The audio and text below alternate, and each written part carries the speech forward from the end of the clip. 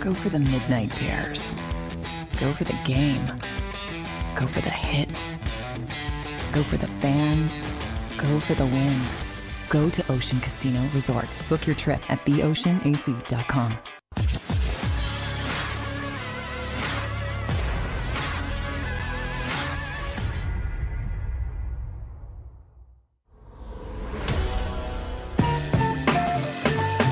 It's Tuesday. It's noon Eastern. You know what that means? That means Sports Take, my friends. Welcome in, everybody. JAKIB Sports YouTube Network. Derek Gunn, Barrett Brooks.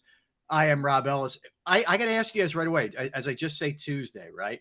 Yes.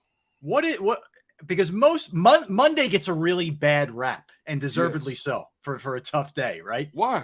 I find Tuesday to be even tougher than a Monday. Really? Yeah, man. Barrett, you're muted, bro. You're muted, but still muted. Yeah. Tuesday was going great until that. We have him now. What Tuesdays bring, man. The mic wasn't working. That's what happened. Tuesdays will just mute you. Yeah. Right. See, I never understood that because I've never felt like blah. You understand a lot of stuff, Derek. What's that? I find you don't understand a lot of stuff, Derek. Ooh. Barrett, hold up. You never understand me, man. You never want to understand me, bro. There's a reason I don't want to understand you. Why is that? Because I'm still ticked that you got close to my family, but I'm tired of telling that story. But seriously, I don't know. I've never understood that because, I understand. And you're right, Rob. It's a saying that's been around forever. Mondays are always the worst day because you're coming off a weekend. Yeah. But I've never felt that way. In a lot of cases, I felt good. Like, if it was hanging out with the family, kids at a party, grilling out, I just felt Monday. If I had a good weekend, Monday was setting the tone for my week. Yeah. You know what I mean? A lot of it is if you hate your job, I get it. Like Mondays can be brutal. You're like, here we go, man. 5 days of this, 6 days of this, whatever. I get it. But I find Monday, I have some juice and Tuesday's a bit of a struggle day for me when I get up. Really? Yeah, a little bit. No, I always look at Tuesday as one day closer to the weekend. I never looked at just, I've never thought about, people say Wednesday's a hump day. I get that. You're at the top of the hill and you're almost down the backside of the hill. I get that. But I've never had a day I've singled out as a bad day or a blah day. And, and people, and you're right, Rob, there are a lot of people that look at Monday like, oh my goodness, I hate my job. And I always tell people, I say, you know what? Here's the great thing about America. If you hate your job that much, you can look for another job. You can always look for another job, but you may have to make a business decision. Now, looking for another job doesn't necessarily mean you're going to make more money. Right. Are you willing to take a step back to get some of that enjoyment in your life back? Tell me about it. You know what I'm saying? Hey, look, hey, you know what I mean? You know what I mean? Yes. Hey, look at us, except for Barrett Rich. But Rob, look at poor people like me and you. Wait, where did you get this? Where did you get Barrett Riches from? Barrett Rich. Hey, Rob, I'm talking to us common folk like me and you. Bro, there's not nothing. The echelon. There's nothing rich about me, man. I played the NFL 15 years ago. 15 years ago. That money's been gone long ago. You're just rich in personality. All right, I'm rich in spirit. Rich in spirit. That's where you're rich. Yes. Yeah. Speaking of that, so and good afternoon, everybody on the stream. Good afternoon, everybody in the comment section. We always appreciate it. I ran into a guy today, man, who is our biggest fan, who loves the show, who religiously watches the show, streams the show. Wow.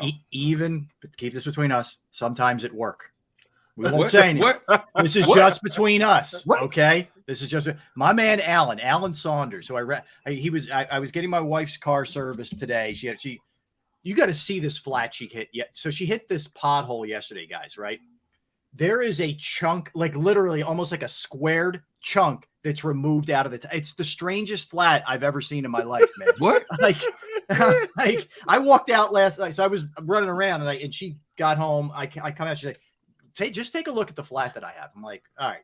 And it was I should have taken a picture of it and sent it to you guys. It was the weirdest looking flat I ever saw. Anyway, so I'm in there today. I'm waiting for her tire, and they were great. It was at the Infinity Service Center in Ardmore, and the people were great, right? And Alan comes over, and he's like, yo, I love the show, dude. I love what you guys are doing. I love the whole channel. Like this, you guys are killing it, man. I'm in there every day. Like, dude, my man, thank you. So shout out to Alan. We appreciate it, Alan. Hey, Rob, I can take it one step farther. Years ago, I'd say, let's see, my son's 30 now. So this had to be like when he was 20, 21. 22. No, it was so we leased him a brand new Corolla in 2012. So it was a 2013, leased it in 2012. The boy had the car maybe 7 months. Okay. Yeah. Whenever you start off with the boy, and he gives a timeline, you know it's bad. Yeah. This is gonna be bad. Yeah. I go outside one day and I notice this car. 2 of the tires are almost flat, and the steel rim that the one tire's on has a dent in it. It's like bent. No. I'm like, how do you do? So I asked him, I said, hey, yo, what happened?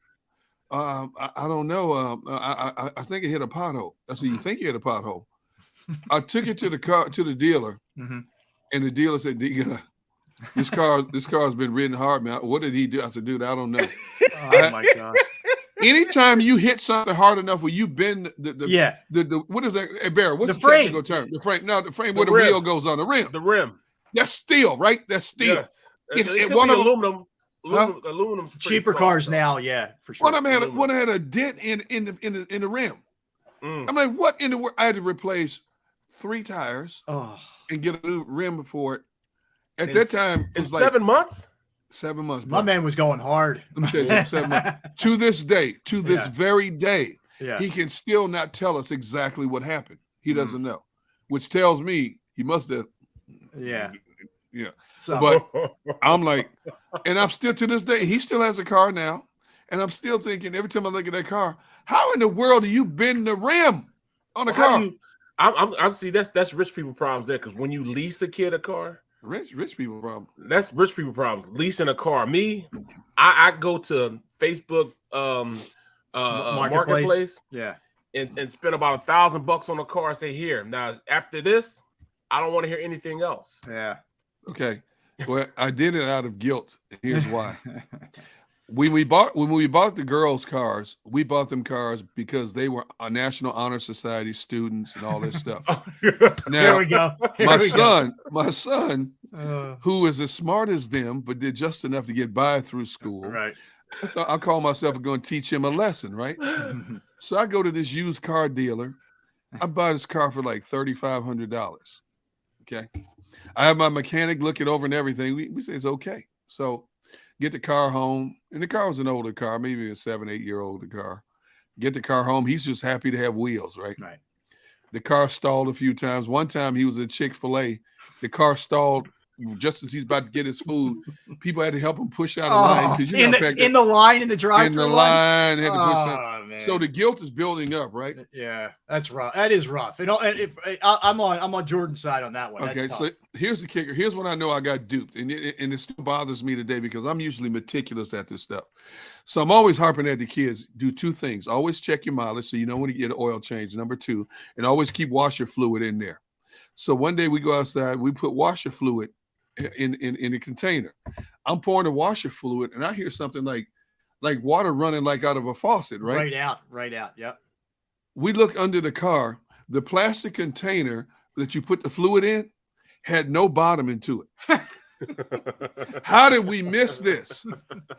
How in the world did we miss? Here's a plastic container. It was like this. Instead of this big, it was like this. No bottom in it. And I looked at my wife and I said, I thought I was teaching him a lesson, and God taught me a lesson, So behind that, I got rid of the car. We used the car as a trade-in. My dealer, my great guys, Mike Nazar and those guys, Sloan, Toyota of Malvern, they took the car by and gave me $1,500 for the car, and I leased him a new car. So, and I'm thinking, you know what?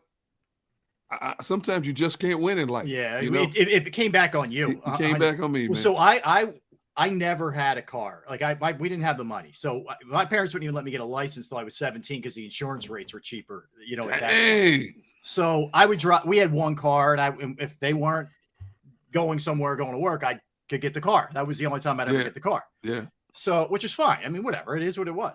So I graduated college. I had saved some money, and they helped me, and I got a car. That was the first time I ever got a car when I was graduated college. I got a Chevy Beretta. You guys remember the Chevy Berettas? Yeah. I thought I was slick. It had like the special handles on the side and whatever. So I got a job at ESPN. It was my first job in the business. Okay. So I'm driving up there. It was the second or third time I had driven up there. I drove up there for an interview and I drove up there again. So I'm driving up there and I just get over, I'm either right before or over the Tappan Zee Bridge, like on your way to Connecticut, whatever. This thing dies in the middle of the highway. Oh. I don't mean like could get over to a shoulder or whatever. Just done, right? Done. So I get towed. I go to this gas station somewhere in New York, and the guy's like, your engine's done, dude. Like, I don't know what they sold you, but this thing is toast. You need an entire. I'm like, I don't have a penny. Like I'm and I had to miss work because I couldn't get there. You know, and I'm panicking because I just started the job. It was a disaster, man. And it was bad. And that was my goodness. Yeah, that was a lesson. And I go like my parents always had junkers too. At one point I'm driving one of their car one time and the muffler just fell off of it. You know? What? Yeah, I swear to you, man. I think I was on a date, which really goes well over on a date when you're. Bro, I can't top that, man. Usually I can top. I can't top that, man. I the first car I ever owned, bro, that was mine was when I signed my contract in the NFL. Okay. I mean, I had a Honda Elite scooter for 4 years in college. Right. So I didn't. It rained, sleet, or snow. I'm on it. You know, I'm on that scooter, bro. So that's my adventures with cars, man. My first car I bought from my contract, my NFL contract. You know what? I not to make you guys feel bad, but I got my first car by default. You know, my mom passed unexpectedly when I was 19 years old. She had asthma her whole life and died of pneumonia in August of 1977. So I wanted to leave the state of Wisconsin. I just finished my first year at the University of Wisconsin, Whitewater, Wisconsin. And I don't know why, but I called my baseball coach and said, Coach, I just want to get out of the state for a while. So he gets me out in this small college in California. Well, the first semester, I drove out with a buddy of mine, good friend of mine. He lived next door to me. We graduated from high school together. And he decides he's not going back after the first semester. Well, I'm going back because I'm starting to get to know this beautiful young lady that was in my psychology class who eventually became my wife. I said, I got to go back, you know. So my dad was meticulous with his cars. My dad worked for American Motors, and which is now Chrysler. And he loved his 98 Olds. So he had two of them. He had his, and he had another one that was almost brand new. Now get this. I'm 19 years old. I said, Dad, I got to go back to school. Now this is in January of 1978, right? This is the height of winter. Oh, right. He gives me the other car in the driveway, which is a 98 Olds Regency. Now I'm talking 4 doors, power windows, power seats. Wow. Man, you're ready to roll, man. You see what I'm saying? Yeah. And I had my road atlas. Now I'm 19, and I only know how to read a road atlas because my dad, I'm driving up and down the country with my dad and mom, going back and forth to Tennessee and stuff, learn how to read the road atlas. 19 years old. So I decide I'm driving back to California. I don't know what the heck I'm doing, right? I drive. Luckily, I met this one guy. He lived in Denver, and he played basketball. And my buddy who I drove to California with played basketball. So we got to know each other, hanging out and stuff. I drove from Milwaukee to Denver in 18 hours by myself through Iowa, Nebraska. You know, I spent the night at his house, and we kept going from Denver to Imperial Valley, California, man. And we made it. In the only thing was I had to drive most of the way because when I got too tired to drive, we were about New Mexico, about to hit Arizona. So I tell this knucklehead, I said, look, we're on Interstate 40. Just stay on 40 until you see 17. Okay. So I let him get under the wheel. Now, first of all, I shouldn't have done it because he wasn't insured on my dad's car. It was my dad's, but it was mine. I go to sleep for about 5 minutes. Something said, wake up. I noticed he's getting off an exit ramp. I said, what are you doing? Well, is this the way? I said, that's Interstate 40 right here. Can't you see this big sign? I took the wheel and on adrenaline drove straight through the rest of the way. So I got maybe 20 minutes of not driving a whole trip from Wisconsin all the way to California. But dude, when I got to California with that car, dude, I was like the big man on campus, bro. Yeah, man. And I was the one, everybody piled in my car. That thing seated 6. The back seat Oh my goodness! They were like apartments back there. They were like apartments. Those guys, yeah. 98 Oldsmobile, bro. Yeah, it was a song, you know. That's sweet. Not just down the boulevard. Not just an Oldsmobile, the Regency. It was the Regency. Oh. It was white on the outside, powder blue interior on the inside. By the time I finished college and got my first job in TV, man, that thing limped to the dealer, man. I was so happy to get rid of that car because I didn't take care of it the way I should have. Bro, come on, man. You got to, man. Like my pops would have said, those cars are nice, man. They're sharp. My pop used to say, they're sharper than a rat's turd on both ends. That's that old man stuff there. That's a great line, man. Start using that. Goodness. Oh my God. Oh, there we go. A Marcus. Exactly. It's Public Enemy, baby. That's right. PE, That's right. I'm telling you, man. Back in the day. Shout out to all of our everybody in the comment section. We see you. We appreciate you. All right. D-Gun leaning. You know what I said? I can see you. Digging the lean with the digging the scene with the gangster lean. Remember that song? Oh, brother, I was leaning. I'd go to places like Popeye's Chicken, not Popeye's, Church's Chicken. I'd be in the drive-thru leaning. Oh yeah, can you give me that 3-piece with the jalapeno pepper? My arm be numb from driving like this so long. Couldn't even move it when you were driving home. Yeah, when you take your hand off the wheel, your hand doing like this. Yeah. And while I'm in college, I got a Honda Elite scooter. It's snowing, raining there. The rain seems slow. I go pick my girlfriend up. Yep. Throw in the back of. Oh man, she's freezing too. My sweet ride was SEPTA in college. It was my sweet ride. It was good. It was a lot of fun. Let me tell you, ladies dug it, man. Yeah. But where I was in college, man, we lived 3 miles from the camp. All the athletes lived in. They didn't even have dorms. We had apartment complexes we lived in called the Posada del Sol. And like I tell you, where my wife was from, right now it's like 105, 108. Yeah. So in September, same temperature. So a lot of these guys would walk back and forth to class because they had no transportation. There was no buses. 3 miles, bro. There was no buses going to campus. No buses going to camp unless you got to know somebody could hitch a ride. And you see dudes stand on the highway trying to hitch a ride 3 miles. Some dudes would leave at like 5:30, 6 in the morning just to get an 8:30 class, man. And dude, at 6 a.m. in the morning there, it was already 97, 98 degrees. Jeez. So when D-Gun got a car, D-Gun became a car service back and forth to school, man. It'd be safe to say B. Brooks would have got a degree at that school. I love it.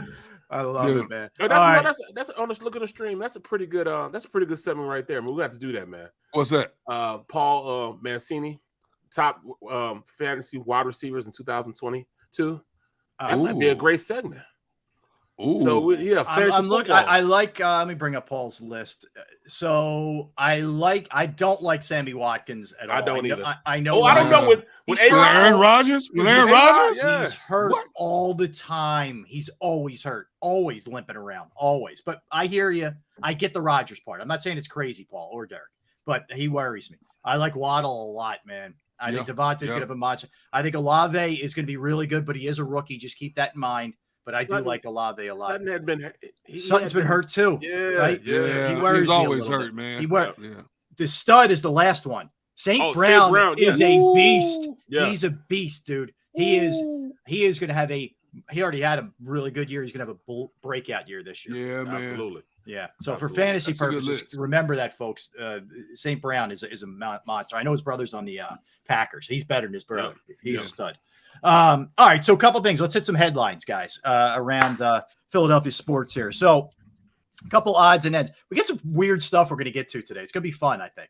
By the way, Dave Zingaro is going to join us at 1 o'clock. He'll be at Eagles OTAs. So we'll talk to Dave. Dave wrote a piece today for NBC Sports Philadelphia regarding just what fun Jordan Davis is. And I love a guy with an infectious personality. Obviously, he's got to be able to play, but I think he gets it. Like, he also is constantly talking about his conditioning and how he's got to be in shape. That's good to me that he gets it. But we'll talk to Dave about all his observations. By the way, JAKIBsports.com is our website.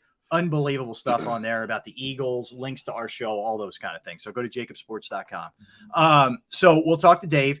We're going to do a little deep dive into Prince. Prince would have been 64 today, guys. Unbelievable. He would have been 64. We'll do a little deep dive into him. AI is 47 years old today. So we're going to hit a little AI later. And we got some great stuff for our open talk segment. We'll do some Phillies as well, but some headliners here. So as I mentioned, Eagles continue the OTAs. They have one more day tomorrow. Now, they didn't even go the maximum of what they could have done. This is part of what Sirianni's plan is, to go, I guess, condense everything and go real hard when you're doing it, and then go, give these guys a good amount of rest. That's just the way he's done it. They didn't have a lot of injuries last year. They made the playoffs last year. Hard to argue it, but that's his philosophy. A lot of people don't agree with it. That's where things are. Barrett, just for people who may not be all that familiar with OTAs, what is this? Basically, is it just guys who are unfamiliar learning the system? And what does it benefit? How does it benefit the older guys, the veteran guys? This is where you learn the offense. This is how, you go in there, you do a lot of classroom work. You go in, you learn the offense, and then you basically take it out on the field and try to apply it to, route running and things, things of that nature. It's not a real physical time, but it does get, helps you with timing, especially with quarterbacks, wide receivers, tight ends, all those guys, and then DBs, really basically learning, the ins and out of how they're going to run coverage, how they can, implement little things to help them. Hey, Mom. Hi, Miss Brooks. Good afternoon.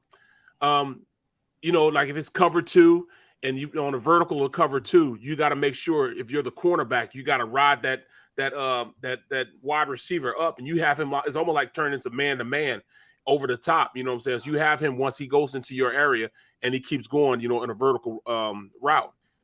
Those are little things you learn, or if it's cover 3, if you have help over the top, if you don't have help, linebackers getting to their spots and the zones. I mean, it's just really to implement where you're supposed to be, how you're supposed to get there, and how you fit in within the framework of what the play is. Okay. That's all it is, really. It's kind of hard for offensive linemen because, all you're going to do is, you're going to work on routine fit blocks, getting up to the next level. Who do you have on pass protections, reading blitzes, how you can see stuff, working with the guy next to you, offensive line calling their calls, then, executing their calls, making sure, you get to where you're supposed to be at. You have the guy you're supposed to be at, getting, the everything down with the backs, the backs have the wheel over here. That means the offensive line has the Sam and the mic. Those are all things that you work on during these OTAs. The biggest thing that it really does is gets that camaraderie going, guys being next to each other, being in the locker room, setting the groundwork and the framework of going into camp, because you don't want to do that going into camp. You got to want to know this guy, you'll be playing next to, because you're going to spend the next 6 months with this guy, every day. So, that's basically what OTAs are. Guys getting to know guys, getting that chemistry together. Yeah. Now, they're only doing 6 out of the 14 that they're allowed to do. That's absolutely nuts to me. But I can't say anything because last year they were one of the healthiest teams going into the season and throughout the season.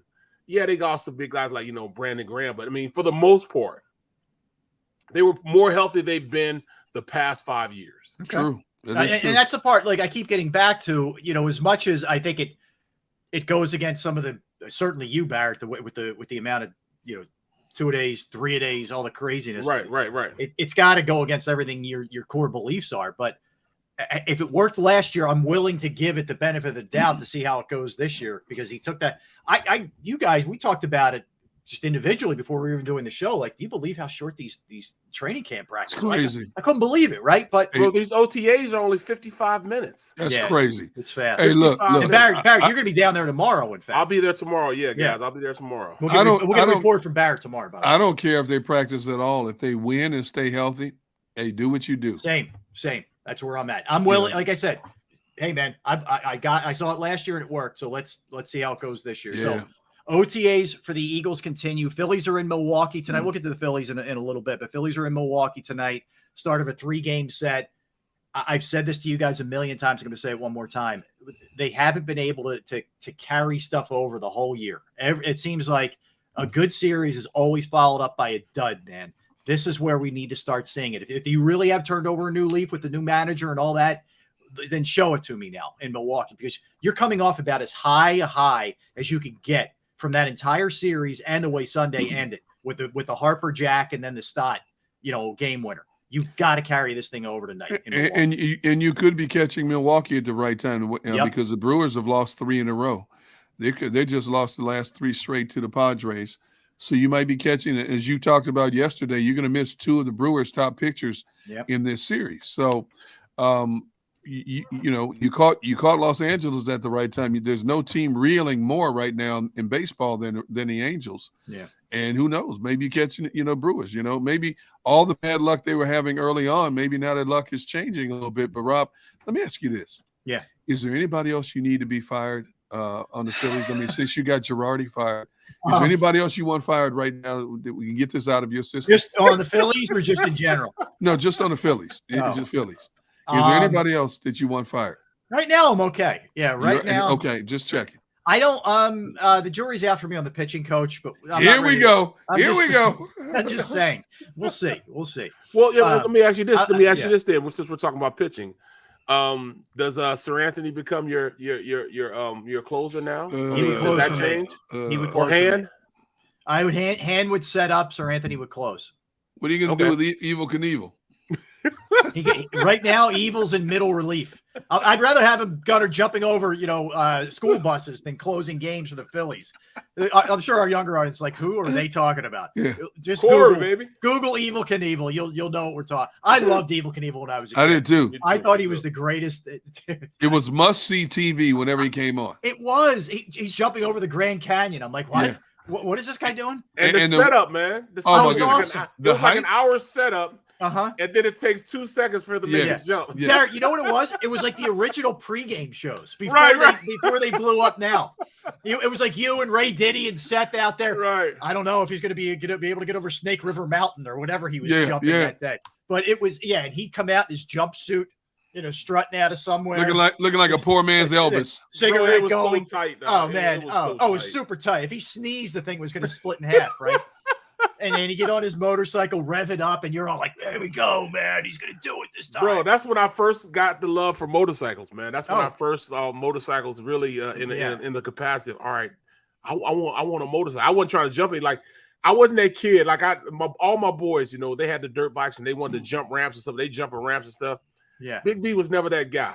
I never wanted to go out there jumping ramps. I would ride a bike to get to where I had to go to, but I was not jumping ramps. I wasn't doing no tricks. I wasn't that type of guy, bro. I wasn't that type of guy. Jeremiah asked, he had a son, Robbie Knievel. He's doing the same thing. He did the same thing. Yeah. He got broken up like his dad did. Yeah. Right. Yeah. They said he broke over 150 bones or something like that. And they had no mercy too. Like, he would try and land and he would crash. And they would slow-mo the replay 1,000 times of this guy's body just snapping. Like, is there any mercy here, man? Really? We don't even show a hard-hitting football now on a replay. Back then, they were like, dudes were like telestrating. That's where his orbital bone snapped and his ribs cracked. I'm like, oh my God. And the network that would televise Evil Knievel's event would hype it up in their primetime programming for weeks. Yes. It could be 7, 8 o'clock, 9 o'clock at night. And you see a commercial coming up on June 23rd. Don't miss the latest Evil Knievel escapade. And people had to watch it, man. People were talking about it the next day. Yeah. It's unbelievable. Did you see it? You had to watch. It was amazing. It was. It's hard to believe now, but then you only had 3 channels, and it was. You didn't have. I'm going to flip over to ESPN. No, you weren't. You were watching that, like watching that or MASH, or something else. That's all you had. Well, technically, you had 4 because you had PBS also. True. Oh, true. PBS, yeah. You had PBS. Yeah. So anyway, I don't even know how we got into that, but yeah. So we have that. We have the Sixers. Chris Heck steps down, who was the director of their business operations. He's the guy who, look, he had a lot of really, I think, smart marketing ideas. He's the one who created, ringing the bell before the game. He blew up their Twitter and Instagram following. I think the Sixers have like over 13 million Twitter followers and over 4 million on Instagram or something crazy like that. Like he did a lot to sort of during the process era, take the team into a different level, and they've sold out, I think, 5 straight years. So he steps away. His cohort, Scott O'Neal, both Villanova guys, he stepped away last year. Why did that happen though? Why did Scott O'Neal step away? There's a lot of different theories, Barrett. I don't know exactly. They both claim that they're going out on their own terms. You never know. I'm not saying it. I'm not saying. I'm just saying. Who knows? That's all I'm saying. I don't know. Anytime something happens like that, the first thing that comes to my cynical mind is, did they really leave on their own terms, or were they was it a mutual understanding that we're going in a different direction? Yeah. You know what I mean? Yeah. He claims that this started in February when he told them I want out, but he didn't want to leave until it was, everything was buttoned up and his replacement was ready to go, et cetera, et cetera. So anyway, that's who knows. Flyers, here's the update. They still don't have a coach. Like the search continues, man. I'm not surprised. Yeah, and look, get it right. Just get it right. I don't care, but it has been a long, long time here for sure. Well, to me, I was thinking about that, last night, and to me, it's like, all right, it has to be something with these teams are just playing one of their coaches, or it has something to do with somebody broadcasting the games, and that's why they can't do it.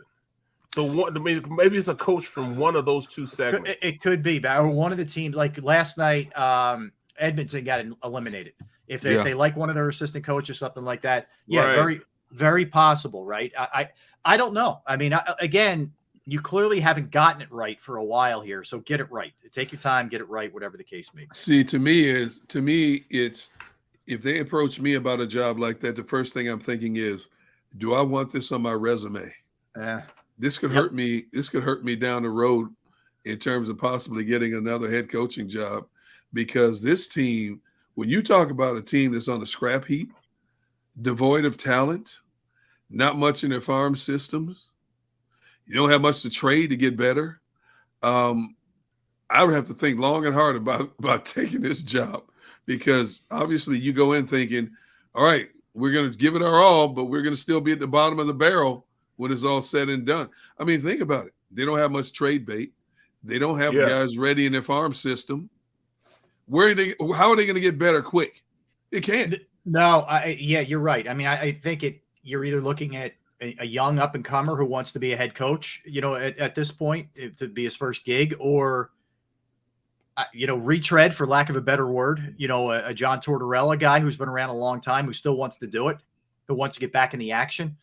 I don't know. It's probably what you're looking at here, most likely. And by the way, you're fourth by a long distance in the city in terms of relevance. Ooh. It is not even close. It's, you could argue Sixers and Phillies and whatever for number 2. The Eagles are clearly 1.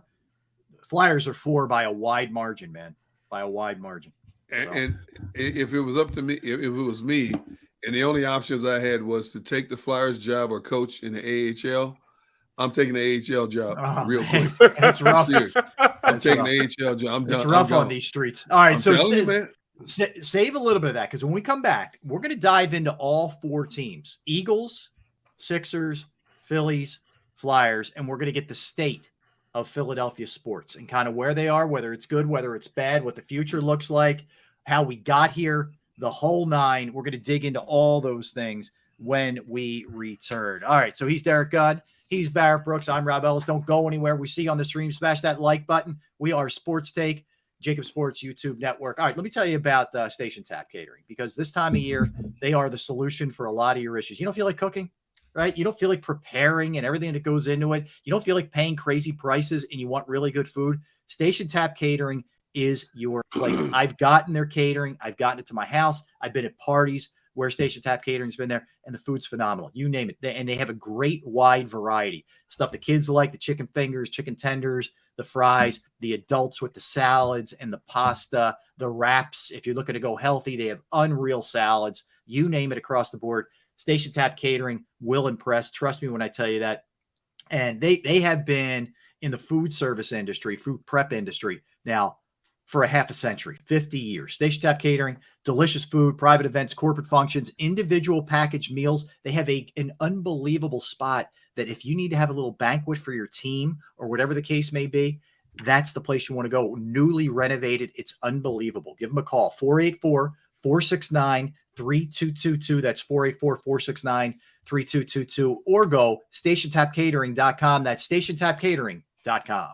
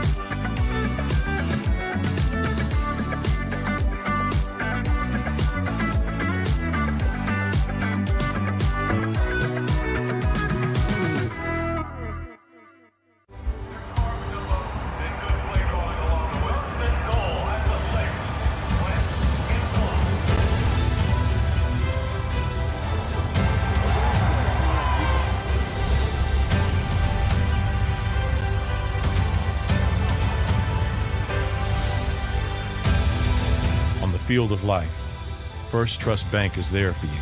Champions on 3. 1, 2, 3. Because Philadelphia dreams deserve a Philadelphia bank. At Stateside Vodka, every new customer gets the world's best rocks glass, free. You're telling me that bottle is cut in half? You could say that.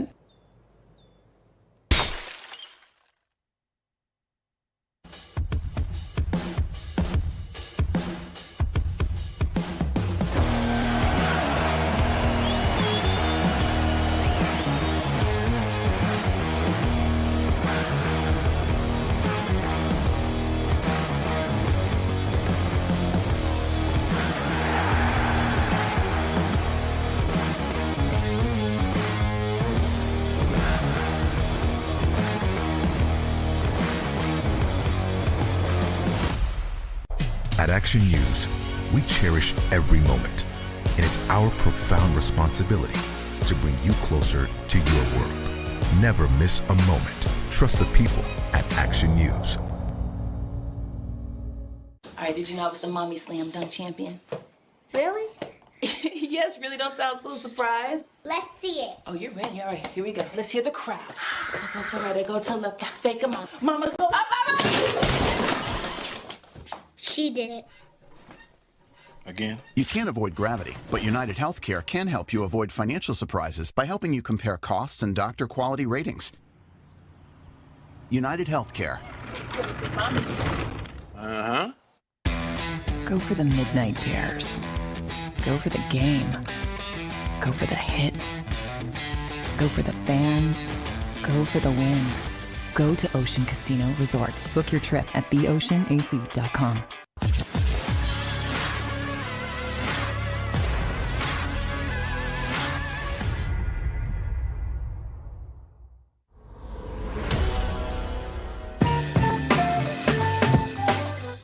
All right, welcome back in, everybody. Sports Take. JAKIB Sports YouTube Network. Rob Ellis, Derek Gunn, Barrett Brooks. Top of the hour, Dave Zangaro from NBC Sports Philadelphia will join us from Eagles OTAs. Talk to Dave about any number of things, but we're going to do a little state of Philadelphia sports, guys. Naturally, we're going to start with the Eagles. Hard to argue who the most popular team in the city is. There's no question. It's the Birds that drive the bus, that's for sure. So we sit here now, finishing up OTAs in, not all that long from now, July 26th. So about a month and a half-ish, somewhere in that range. Training camp will start. And just a reminder, too, just the one open practice, August 7th at 7 o'clock at Lincoln Financial Field. So just the one. But beyond that, that's kind of where we sit. We've had a pretty busy offseason in all fairness. I mean, you look at what we thought it was going to be. I thought they'd make a move to get a pass rusher, maybe upgrade receiver, but they were a lot more active than I thought they were going to be and swung for the fence a lot more than I thought they would. They bring in Hassan, Reddick. They bring in A.J. Brown. Kazir White was signed to upgrade the linebacker spot. And then they have a draft that a lot of people gave a thumbs up to. So we sit here now as they embark on the 22 season with a second-year head coach, with essentially a second-year quarterback, although it's his third, his second as a full-time starter, and a defense that at least looks like it's improved from a personnel perspective. So whoever wants to jump in first, just give me your thoughts on kind of where this organization is headed and what the optimism level is for 22. Not you go, Barry. It didn't seem to me that they were doing enough. Not until draft day. Draft day turned the entire season around.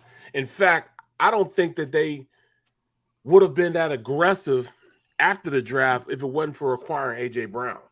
I think he just turned the tables, and his acquisition just really pushed the whole decision-making process and amped up everything as far as, who they needed to go up there and get in the draft. I mean, after the draft, as far as making this team able to compete right now. Mm-hmm. It put things into right now mode as opposed to, all right, we're just, getting better, learning who we are. It just really elevated their shot at really being a very competitive team from this point forward. Just him being there. That's why they went out and got Bradbury. That's why I really think that the whole mindset of how they looked at this whole team this year has changed because of that. I like how aggressive they are. I mean, they really went out and got guys that could help the defensive coordinator. This is his defense. And you could tell that they're trying to make sure he has no excuses not to be successful. They have everything in place that they really need. And I say everything, even at the safety position. I think Epps will be fine at the safety position. So, yeah, I think they're going to compete. They're going to compete. And, for not just the division, but I think it's more so than the division. That'd be you there. When it comes to free agency, I'm not surprised how he was aggressive in free agency. That man could be $200 million over the cap and still find a way to move money around to get what he wants or feels that the team needs at that particular time. The real shocker for me was them making a deal for A.J. Brown. I was confident going into the draft that there was no way they were going to keep 3 first-round picks based on what Howie said prior to the draft when he talked about how if you draft 3 guys in the first round, how many of the 3 are going to get significant enough playing time to where you can thoroughly evaluate them, because all 3 are going to come up for renewal at some point, And so, you're taking a big risk in that regard, especially if you're drafting 3 positions that have frontline players in front of them already. But like Barrett said, the trickle-down effect, they go out and get Reddick and Kazir White to shore up the linebacking position in free agency. They get another D tackle. Everybody's talking about, please take a linebacker. Don't be surprised if they take a wide receiver. They shored up the D tackle spot. We should have known better, because the Eagles historically, under Howie Roseman's regime, have always put the interior lines first before anything else, building the offense and defensive lines before anything else, okay? Yep. And when you go out and get a Jordan Davis, it tells me that Javon Hargrave or Fletcher Cox, or maybe both, will not be back in 2023. They're going to get cheaper in that regard, because they're going to have more money to play with and do some things next offseason. But then they get Jordan Davis. They somehow find a way to get Nakobe Dean as well in this draft. And then they get Bradbury a lot sooner than I thought they would. I've gone on record saying I thought Howie would wait and look at the waiver wires after training camp was over and pick off a veteran corner to play opposite Darius Slay. And they felt, obviously making the move to get Bradbury, they felt that they can contend right now. So 3 entities now have no excuses for not succeeding. Your quarterback, Jalen Hurts, has a proven pass catcher to go along with one of the top tight ends in Dallas Goedert, a first-round pick in Devontae Smith, and a plethora of backs he can throw the ball in the backfield. Your head coach, Nick Sirianni, has no excuses now. He has a lot of toys he can play with and play games with on that offense. And your defensive coordinator no longer has any excuses. You got stronger in the trenches, and not just by drafting Jordan Davis, but also Milton Williams is coming off a pretty good year for a rookie. Mm-hmm. So he's going to be counted on. You got a stand-up edge guy in Hassan Reddick now to go back, along with a Brandon Graham coming back, Josh Sweat, Derek Penalty Barnett. I prefer personal foul, but yeah, okay, I got you. And then you have 2 frontline cornerbacks now, okay? So you have no excuse for not improving your defense. So on paper, Howie Roseman has given those 3 entities everything they need. And when you couple in the fact it's a very favorable schedule, he has given those 3 entities everything they need to succeed. So there should be no excuses for not winning more games than you lose in 2022, and for your defense being at least a top 12 defense in the National Football League, at least top 15 in quarterback sacks this year. Yeah, look, I'm with you. Like I'm very pleasantly surprised they didn't do a full-blown wait and see based off of Jalen Hurts. They basically said, you know what, we're going to do everything in our power on both sides of the ball to have the best team possible. And I thought there was aggressiveness, smart aggressiveness. They didn't reach for a quarterback in the draft, which I was thrilled about. And they rolled with him, but they tried to give him as many weapons as possible. I think you can't ask for a better setup for Jalen Hurts. A really good offensive line, a really good running game, 2 wideouts that are legit, a really good tight end. Like, it's all there for him. And it's all there for Jonathan Gannon, as you guys said. I mean, you have a really strong now, I think, interior defensive line. You have the most proficient pass rusher and guy in terms of getting to the quarterback of anybody the last 2 years. I mean, Hassan Reddick has 23.5 sacks. Kazir White's an underrated signing. Bradbury's an underrated move, I think. Certainly rated big in this city. But I think the Eagles are in really good shape. They have upgraded talent-wise massively. And they got rookies that I think are going to be able to come in and help them. Jordan Davis is going to come in and help them. I don't have any doubt about that. I think Nakobe Dean's going to come in and help them. I have no doubt about that, too. This team, talent-wise, is going up big time. Did you hear what you just said? You just said 3 linebackers. Yeah. When have we been excited about linebackers being in our locker room? I can't remember, Barrett. I'm not even kidding you. Right, exactly. The Trotter. Yeah. Right. Yeah, Trotter and Carlos Emmons and yes. that crew. That's a long time ago. It's like mid Andy Reid era ish. Well, I think they expedited the surrounding Jalen Hurts with a better array of talent because they have to find out what Jalen is or is not in a hurry because they're in a good position next year with 2 first-round picks. The quarterback class is supposed to be much better in 2023 coming out.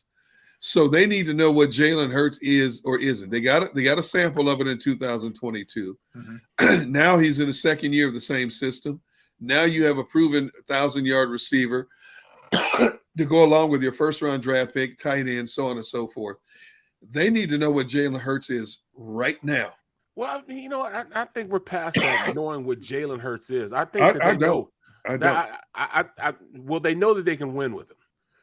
See, they know that they can win with him. Okay, and that's the biggest thing. You can win with Jalen Hurts because Jalen Hurts gives you the autonomy to do a lot of good, different things. Okay, I'll put it like this then. Are you confident that you can win with Jalen Hurts, or are you confident that you can win in spite of Jalen Hurts? There are quarterbacks who have been starting quarterbacks. Teams have won in spite of the quarterback play. Not to say the quarterback sucked or anything like that, but the quarterback was just average. He was good at managing a game. I don't consider Jimmy Garoppolo a great quarterback. He's a manager of a game. But the 49ers built that team the way they constructed that team is successful, I think, despite Jimmy Garoppolo, in spite of Jimmy Garoppolo. I don't want to put Jalen Hurts in that category yet because he's going into his second year of Nick Sirianni's system. I'm not saying Jalen Hurts is a bad quarterback, not by no stretch of the imagination. And Barrett, I'm on board with you. I want to see Jalen Hurts succeed just to prove a lot of people wrong. But as I sit here right now, I'm not confident that they can win because of Jalen Hurts. You see what I'm saying? Well, I think what you need to find out is, does he top out as a Ryan Tannehill Garoppolo type? Is that where the ceiling is? Which is a playoff quarterback, right? Yes. Or is it next level? He has the ability to look. A lot of things have to go right to win a Super Bowl. It's not all on the quarterback. And that drives me crazy when everybody just lays it at the feet of the quarterback. There's a lot of others. You gotta be able to stop the other team, and there's a lot of stuff that has to happen. But you need to figure out whether or not he's that or he's the next level, because there's the elite tier and then there's the Garoppolo, Tannehill. You could throw 3-4 other guys in that next tier. Would you say Kirk Cousins? Kirk Cousins in that? I would say he's in that tier. I would put in it also. 100%. But Rob, okay, look at what you just said. I said Garoppolo, you added Tannehill. What are the common denominators there? Look at the way the teams around them were built. Yep. Okay. Tennessee had a rugged defense, rugged offensive line, one of the most powerful backs ever to play in the history of pro football. They had a great receiving crew. All Tannehill had to do was manage the game. And at a certain point, he got exposed. Look at his playoff record. He got exposed. Look at Jimmy Garoppolo's playoff record.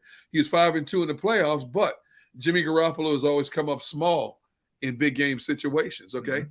It's always been attributed to something else. The defense making plays, a Deebo Samuels and A.J. Brown making the plays for them, okay? We can't say that, and I don't want to use Tom Brady and Aaron Rodgers because those are exceptions to the rules. Yeah. But look, let's say Lamar Jackson, Patrick Mahomes. Those dudes are creators that enhance their game, okay? They had all these intangibles that enhanced their games and make them what they were. Great athletes, strong arms, but look at they had a wow factor about them. They did things that we don't see from everyday quarterback play. The way they're able to escape, throw underarm, flipping the ball here. You know what I'm saying? Throw the ball over their heads, that kind of stuff. and they're more off schedule stuff. Schedule stuff. Perfect. Right. Perfect word. Yeah. Right there. Yeah. And again, I'm very much in the, and I know it drives people crazy because we're in a hot take society, man. You got to have an answer. I am very much in the, let me see what this guy has. There you go. Let's see it. Now you've given him the proper weapons where we're not going to be sitting here next year. You, the three of us aren't going to be sitting here. Let's say it's March. Okay. It's the second week of March. I don't think the three of us are going to be sitting here saying, I don't know about Jalen Hurts. I don't know. He didn't have the weapons. I don't, Nick Sirianni first year. I don't know. The I don't knows are out the window. Like, we're going to at least definitively know one way or the other to either dig in, extend him, or cut bait. And see, that's why I don't disagree with Barrett. I'm not saying that he can't take his game to the next level, that he can't win games, that he can't be a clutch quarterback. But as I sit here right now, for me, it's still a wait and see. Yep. It's a wait and see issue because he's only had that 1 year in Sirianni's system. How will Sirianni streamline his playbook even more so to cater to Jalen Hurts' strengths? How much of what Jalen has done in this offseason, training with these quarterback gurus in California, studying the playbook, doing extra film sessions, how much will that translate to him being on the football field? We don't know yet. I don't know. It's June right now. We're not going to find out. And the only thing that could really set Jalen Hurts back is if he has a severe injury, which cost him the bulk of the season in 2022. And then we're going to still be sitting here in offseason saying, I'm not sure what Jalen is. Okay, that's a key point, because let me just hop on that, because that's also something we need to see him evolve with. As much as we love his legs, and it can be a killer on a third and 4, and he picks up 5, it's a killer. I don't want him running as much as he ran last year. I don't either. I don't want those rushing numbers up. I want him down. To me, it's a good sign if his rushing numbers are down this year. Mr. Brooks? Fair? They're gonna go down just by process of elimination, because you're gonna pass the ball more. And I hear both of you guys saying, all right, well, look at Jalen. We don't know Jalen. We know that Jalen is a weapon. I hear you guys saying he's a weapon. Right. But how are they going to focus this weapon? And in what direction they're going to point this weapon? He is at this point a guy that I feel as though he's instead of taking that playbook and bringing it down, I think they're going to open it up. They're going to give him the autonomy to open up the offense as far as passing the ball more, giving him the ability to call more plays on his own, more check with me's, get to the line, figure out what the defense is going through, because I think he's going to take that next progression in his game in which he can do stuff like that. I haven't seen a lot of quarterbacks that run the ball as good as he does. Them give him an open playbook like they're going to give him. I can almost guarantee you he's going to throw the ball. And like a healthy run-pass ratio in the NFL, in this day's NFL, is probably 70-30. 70 being passed and 30 being running. I think they're going to be right around 60-40, which is still a lot of running the rock. But his ability to open up and throw to targets that will catch the ball. We wouldn't be talking about a lot of this if guys just caught the ball in certain situations, or not ran out of bounds on pass plays, right. Going down the field, not going down the field blocking guys.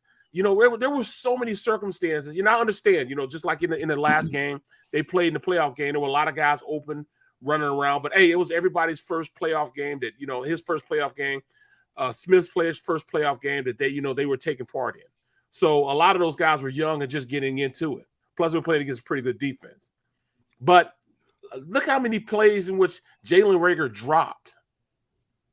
There were touchdowns that they could have won the game. Yeah. Look at the Giants game. Yeah. You know what I'm saying? Even the 49ers game. There was 2 touchdowns called back in the 49ers game because illegal blocking downfield or running out of bounds, illegal touching, coming back in and touching the ball. There were opportunities that this team could have scored and took advantage of, but they just didn't take advantage of because stupid young mistakes by young players, and that's all it was. So I'm on the bandwagon of Jalen Hurts because I have a lot of confidence in Shane Steichen. I have a lot of confidence in Sirianni, and I have a lot of confidence in that offensive line, basically making him a better player than what he is. I agree with everything you're saying. My concern is him Will he stay in the pocket a little bit longer and not be like that rabbit being flushed out of the bush? Yes. I look at a Lamar Jackson. Okay, Lamar Jackson, he missed 4 games last year due to injuries. Okay, running the ball too much. Running the ball too much cost RG3 a career, basically. He was this electric quarterback his first year. He could do no wrong. I believe he was rookie of the year offensively. Yep. Okay, all of a sudden he took a devastating shot. Never the same quarterback. Now your question is, hey, what team is RG3 with this year? He was backing up for the Ravens for a while. Where's he now? You know, that's my concern. Jalen Hurts is a smaller quarterback. He's not one of these big-body quarterbacks. And I guarantee you, all these defensive coordinators, all these defensive players who hate the fact that the game has been changed to protect the quarterback, anytime that quarterback crosses the line of scrimmage, they're salivating at getting a good shot on a quarterback, okay? And I don't want to see Jalen Hurts take an unnecessary shot because he's a little skittish. He's still a little skittish. Gotcha. You know what I'm saying? Yeah. No, look, that's fair. That's why I'm hoping his running numbers go down significantly because, as we just talked about, he's got better weapons around him. He sees the field better. He reads his progressions better. The timing is more rhythmic, rhythmatic in terms of 1, 2, 3, deliver. 1, 2, 3, deliver. He's not holding the ball back there too long, taking unnecessary shots. All right, so go ahead, Barrett. Get it in. Then we got to get to Dave on the other side. But go ahead. I don't want him significantly down. I still want him to be that threat. You know. No, same. I'm not saying I don't want him to be a statue, man. Don't get me wrong. I just don't. I don't want him putting himself in harm's way as much as he has. And look, I'll give him credit. He's pretty good with avoiding a nasty hit. I'll give him that. He's got that ability, but it's going to catch up to anybody, even the best ones. These guys are hunters out there, RG3, that's right, man. Yep, it catches up to you eventually. They are straight up hunters. All right, that was good. So listen, we only got to the Eagles, but we'll ride that mojo right into Dave. A little bit later, we'll dig into the Sixers, Phillies, and Flyers in terms of state of Philadelphia sports. We'll do that a little bit later. Don't go anywhere. All right, we'll come back. Dave Zingaro is going to join us from NovaCare Complex. Eagles OTAs continue. We'll talk to Dave. He's Derek Gunn. He's Barrett Brooks. I am Rob Ellis. We are Sports Take, JAKIB Sports YouTube Network on this Tuesday. All right, first off, I tell you every single day about Jim Murray and what an unbelievable job he does with my finances and what a great job he could do with yours. But first, I give you a little shout out to Jim. Jim became a grandfather today. Yes, so congratulations to Jim, his daughter Erin, and of course, little baby Jared. JJ came into the world this morning. So congratulations to the Murrays. But back to my point. You don't really know, at least if you're like me, you're not sure exactly, if you're not a financial expert, what to do with your finances and what direction to go and how to save and how to invest. I can tell you from personal experience, the guy that I trust is the person I just mentioned, Jim Murray with Principal Financial Group, whether it's retirement planning, 401k review, insurance review, you got a small business and you're looking to help set up your employee benefits. It's another resource that Jim can help you with. I've entrusted my IRA, my 401k rollover with Jim, and I couldn't be any happier, and you will be too, trust me. And if you have any consultation questions that you have, he will help you with that as well, and he'll set you up the best way possible for you and your family. Give him a call, 610-996-4751, 610-996-4751, and you can also reach out to him via email at Murray, murray.jim@principal.com.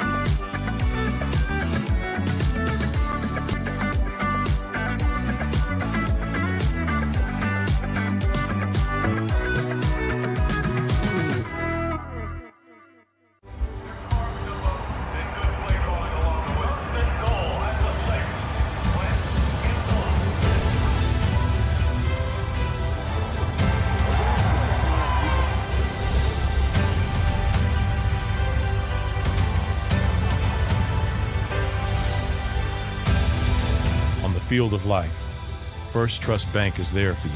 Champions on 3. 1, 2, 3. Because Philadelphia dreams deserve a Philadelphia bank.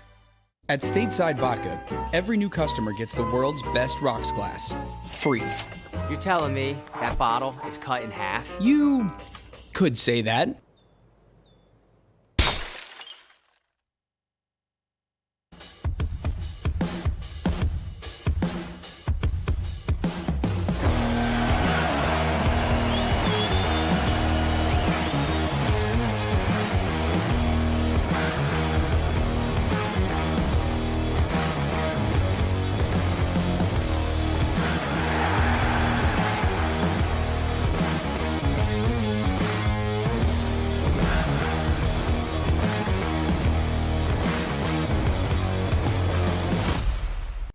At Action News, we cherish every moment, and it's our profound responsibility to bring you closer to your world.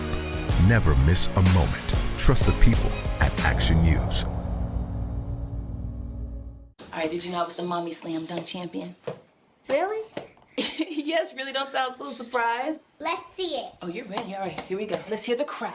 So go to right, go to left, fake 'em out. Mama, go up, up. She did it. Again? You can't avoid gravity, but United Healthcare can help you avoid financial surprises by helping you compare costs and doctor quality ratings. United Healthcare. Uh-huh. Go for the midnight dares. Go for the game. Go for the hits. Go for the fans. Go for the win. Go to Ocean Casino Resort. Book your trip at theoceanac.com.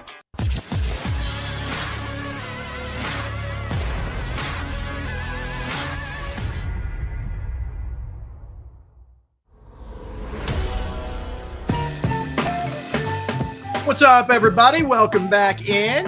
Hour number 2, Sports Take, JAKIB Sports YouTube Network. Derek Gunn, Barrett Brooks, Rob Ellis talking a lot of birds. We're kind of looking at the sort of state of the Eagles in the last segment, and we'll continue the birds' momentum. We're joined now from NBC Sports Philadelphia, NBCSportsPhiladelphia.com. The man himself, Dave Zingaro. What's happening, Dave? How we doing, man? I'm good, guys. How are you? Dave, what's the deal, bro? Good, man. Good to hear you, man. Dave, just knowing you have to put up with Barrett every single day, I see So the halo sad. over the head automatically, straight to heaven for you. It's not easy. Well, I see you guys, and I'm like, oh, that's cool. I get to hang out with Gunner and Rob, and Yeah, Barrett's the other here guy. again. Barrett again. Yeah, as if I don't have to see him soon enough. Yes, we know what you're dealing with, man. It's not easy. Dave, I love your piece today on Jordan Davis and kind of what a fun guy he seems to be, and everybody's just sort of getting. I know Brandon Graham's getting a real kick out of the guy and all that. Let's talk about that a little bit. What I also thought was cool was he seems to be really aware, like, look, me being in shape is pretty critical here. I know that seems pretty basic, but we've seen a lot of draft picks fail that way before, where guys didn't take that seriously enough. Yeah, I mean, first off, with his personality, it is fun, and it's one of the unique things about this locker room is that they really do encourage everyone to be themselves. And look, there are plenty of good organizations that, I mean, New England is kind of the poster child for organizations that have a lot of success by not, allowing people to show their personalities. And that's one way to do it. But here it's very different. And it's kind of funny because last year you had Devontae Smith, who was this, really shy, kind of quiet kid. And it took a little coaxing to get his personality to show. Whereas Jordan Davis is like the opposite. It's like his teammates like, all right, buddy, like calm down a little bit. You're still a rookie here. The second part of that, he knows it. I mean, his weight is going to be really important because he can't play at 345. I don't think he can play in this league at 345 and play the type of snaps and the role they need him to be here at 345. So he has to get into the 330s. I don't know what the exact number is going to be for him, but the idea here is you want to keep his obvious size, which is a huge advantage, but you also want him to kind of be able to hit peak performance, not just athletically, but from a conditioning standpoint, because he has to be able to last deep into games. 25 plays a game in college was fine, and there's a good chance he's going to play something similar to that, at least in his rookie year. But long term, like, you need this guy to be a 3-down player. You need him to last in games throughout a whole season. And a lot of that comes down to nutrition, and it comes down to making sure he's doing the right things to take care of his body. So I agree with you, Rob. I thought it was very encouraging that he understands that, because there are a lot of guys who don't really get it. And he talked about it being a job now, and that's important. No question. He's not going to college every day now, like he was when he was in when college, you had to go to class. He didn't have to go to class. So now it's just focusing on the NFL. And that was a huge transition for guys, not having to go to class. Your full-time job, you're going to eat, sleep, and breathe football come training camp. And it's a lot different than what guys are accustomed to being in college, because you got pulled in so many separate and different directions.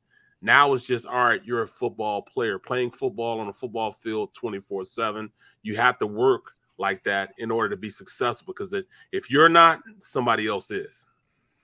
Yeah, I think people don't realize like how much work goes into maintaining the right body composition in the NFL. And you have guys working both ways. You have guys like Lane Johnson, who naturally is not as big as he plays in the NFL. He puts a lot of work into being as big as he is.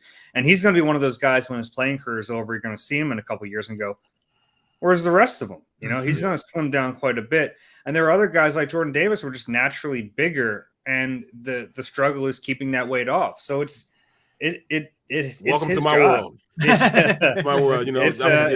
It's a real big part of his job, though. And Barrett, I'm sure you play with guys who are like, you look at now and like, man, they're real skinny, because it was struggle for them, and people struggle with it both ways. Jordan Davis's struggle is going to be maintaining his weight at a certain level, and it's not just the weight; it's the composition of that weight. I mean, you can be. I mean, there are a lot of different versions of 335. You know what I mean? Yes. So, and the Eagles have a pretty good training staff, and it seems like they've put together a decent plan for him that he's buying into, which is a big part of that too. Yeah, he just got to lay off the cannolis. Yeah, really. In moderation, right? A little cannoli here or there never hurt anyone.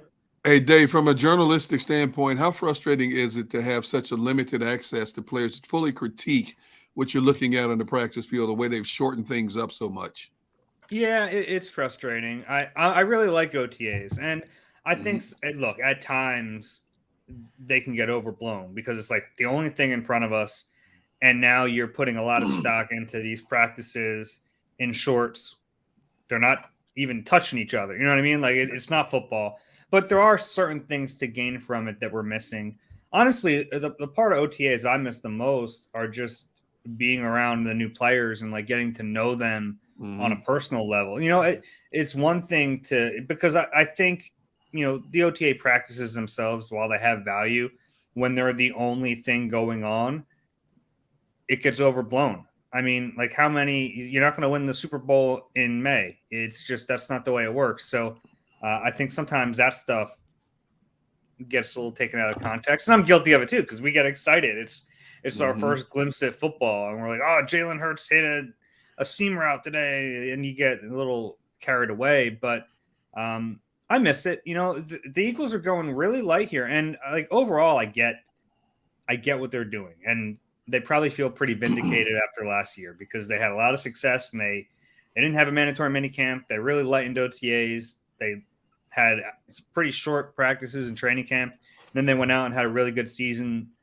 They were able to stay healthy, which was a big key, especially for this team that the last few years has really been decimated by injuries before Sirianni got here. So you look at all that and you think, all right, yeah, whatever you want to do, man, like you figured out how to do this.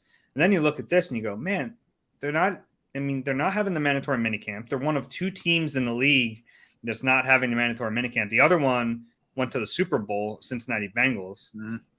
And you're allowed 10 OTA practices. They're only having 6. So it's really light. It's really, really light. I guess they've earned the benefit of the doubt after last year. But me personally, I think they could. What's 4 more OTA practices? Is that going to hurt anything? Dave, but you talk about how you went out there the first time they let you into practice and camp, and you got out there and you were about to pull out your pad and paper to write something down, and the practice is over with. A 50-minute practice. It was short. I barely finished taking attendance. And I must have enough time to take attendance. Who's missing today? Hold on. Yeah. But hey, I it's one of those things where I guess you just give them the benefit of the doubt. And is it like in the grand scheme of things, is it going to matter? Probably not. But I also don't necessarily see what harm it would have to have 4 more glorified walkthroughs. That's what these are.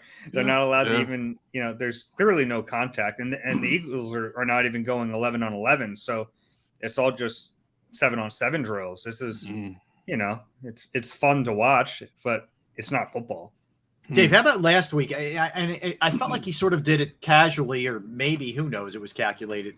But Shane Steichen drops the, hey, I'm going to continue to call plays here, just like I did midway through last season. And we were all kind of like, everybody's ears kind of perked up, when he said it. Were you surprised?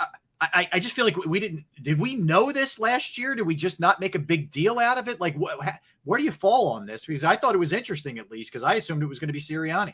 Yeah, well, the way this kind of evolved was curious, because early in last season, Sirianni was calling the plays. He was the guy picking the play, but then it was kind of a convoluted process because Shane Steichen was the guy calling it in to Jalen Hurts. And the reason for that was because they wanted Sirianni to have communication with upstairs, so that you're limited in the amount of channels you can have on those headsets. So that was their idea, and that's the way it worked for around the first half of the season. We don't know exactly when the handoff took place, and that's what made it tough to tell, was because Steichen was always the guy calling in the plays. Mm-hmm. What changed was he became the person who was picking them. And you understand why they downplayed it, because here's this first-year head coach supposed to be calling the plays, and now halfway through the first season at the helm, he's no longer calling the plays, and it goes to Shane Steichen. So you understand why they kind of guarded that, and why they were saying last year that they were really pushing the idea that it's a collaboration, and it is. But you can't have 2 guys calling the plays. That's not how any of this works, right? You can have a guy call a half and then the other guy call a half, but they can't in conjunction call the plays. That doesn't make any sense. So what was happening was they were saying it was a collaboration because they went through the process during the week like you would game planning for anything. They have plays on, in the red zone. They have plays on third down. They have plays when they're backed up. They have plays in this formation, that formation. So what it came down to was they basically had a general understanding of these are the plays we're calling in these situations. And that's where Sirianni played heavily. But when it came time to actually, this is the play, tell it to Jalen, it was Shane Steichen. Now, there was collaboration on the sideline too. It's like, it's still Nick Sirianni's offense. So if there was something he wanted called, it got called. But I think it is telling that the first chance we get to talk to Shane Steichen, he says, hey, I'm the one calling these plays. And I get it. He had a lot of success last year. Yeah, coincided with them doing much better as an offense. Exactly. I'd want people to know I was calling those plays. Yep. Yeah, they were doing really well. And because of that success, it makes it pretty obvious that they're going to continue it. Now, the flip side of that is, what does that mean for Nick Sirianni? Because now he's an offensive head coach who doesn't call the plays, which isn't entirely rare, but it's a little rare. They hired him with the understanding that he'd be calling the plays. I think something that gets overlooked in the league is how many responsibilities the head coach has throughout the course of a game. Mm-hmm. And now he's kind of this game management CEO type of head coach where, there are other responsibilities. Mm-hmm. He'll spend some time with the quarterbacks. He'll spend some time with the receivers. He'll spend some time with the defense. It's his job to converse with the guys upstairs. It's his job to have the challenge flag and be ready to throw it. So I think there's this narrative where if the head coach isn't calling plays offensive or defensive, he's become a cheerleader. And that's not really the case. He still has other responsibilities, but it's notable. And when we took note of it, that Shane Steichen's calling the plays. I don't see it, man. I can't see at this point. I can't see at this point, Nick Sirianni just being like, all right, I'm not going to, it's going to eventually get back to him doing that. That's just how head coaches are. They're kind of egotistical about how they do that. A slump will bring that on real quick. Like, right. So, for just like you said, all the success rang out when they, Shane started calling the run plays. We know that Nick wants to pass the ball, which is why it wasn't working as much as it was working in the second half of the season.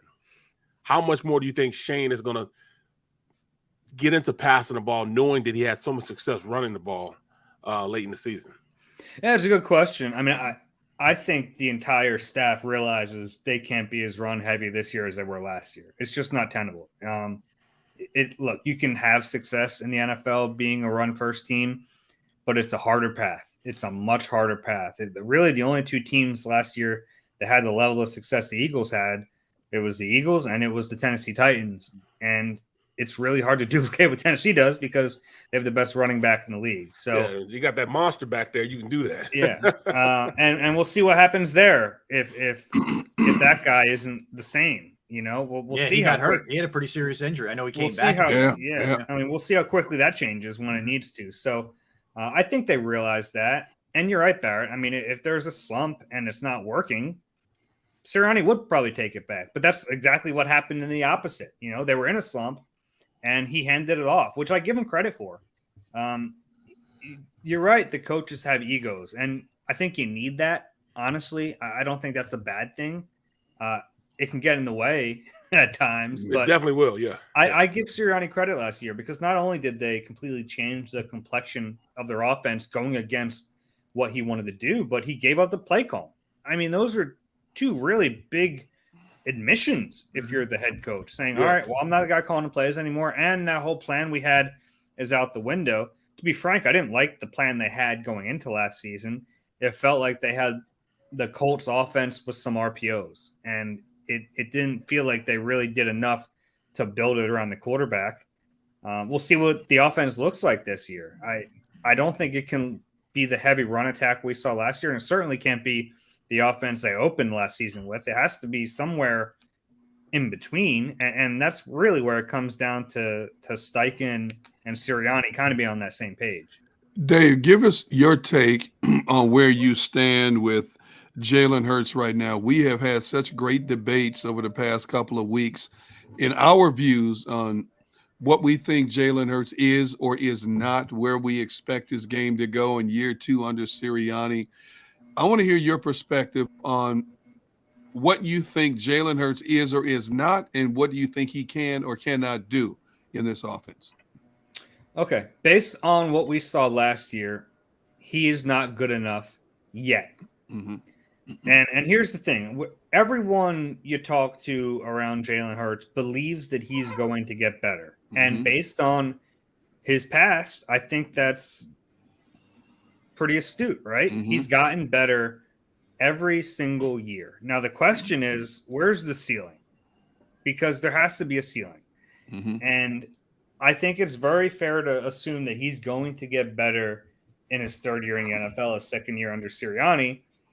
It just really comes down to how much better, and I don't know the answer to that. They don't know the answer to that. Mm-hmm. I think they would probably admit that to you, that they don't know how good he can be. What they know is that he's going to maximize his potential. The problem is you're trying to figure out, all right, well, what is that potential? Because the version of Jalen Hurts in 2021 was better than the version in 2020, but it still wasn't good enough.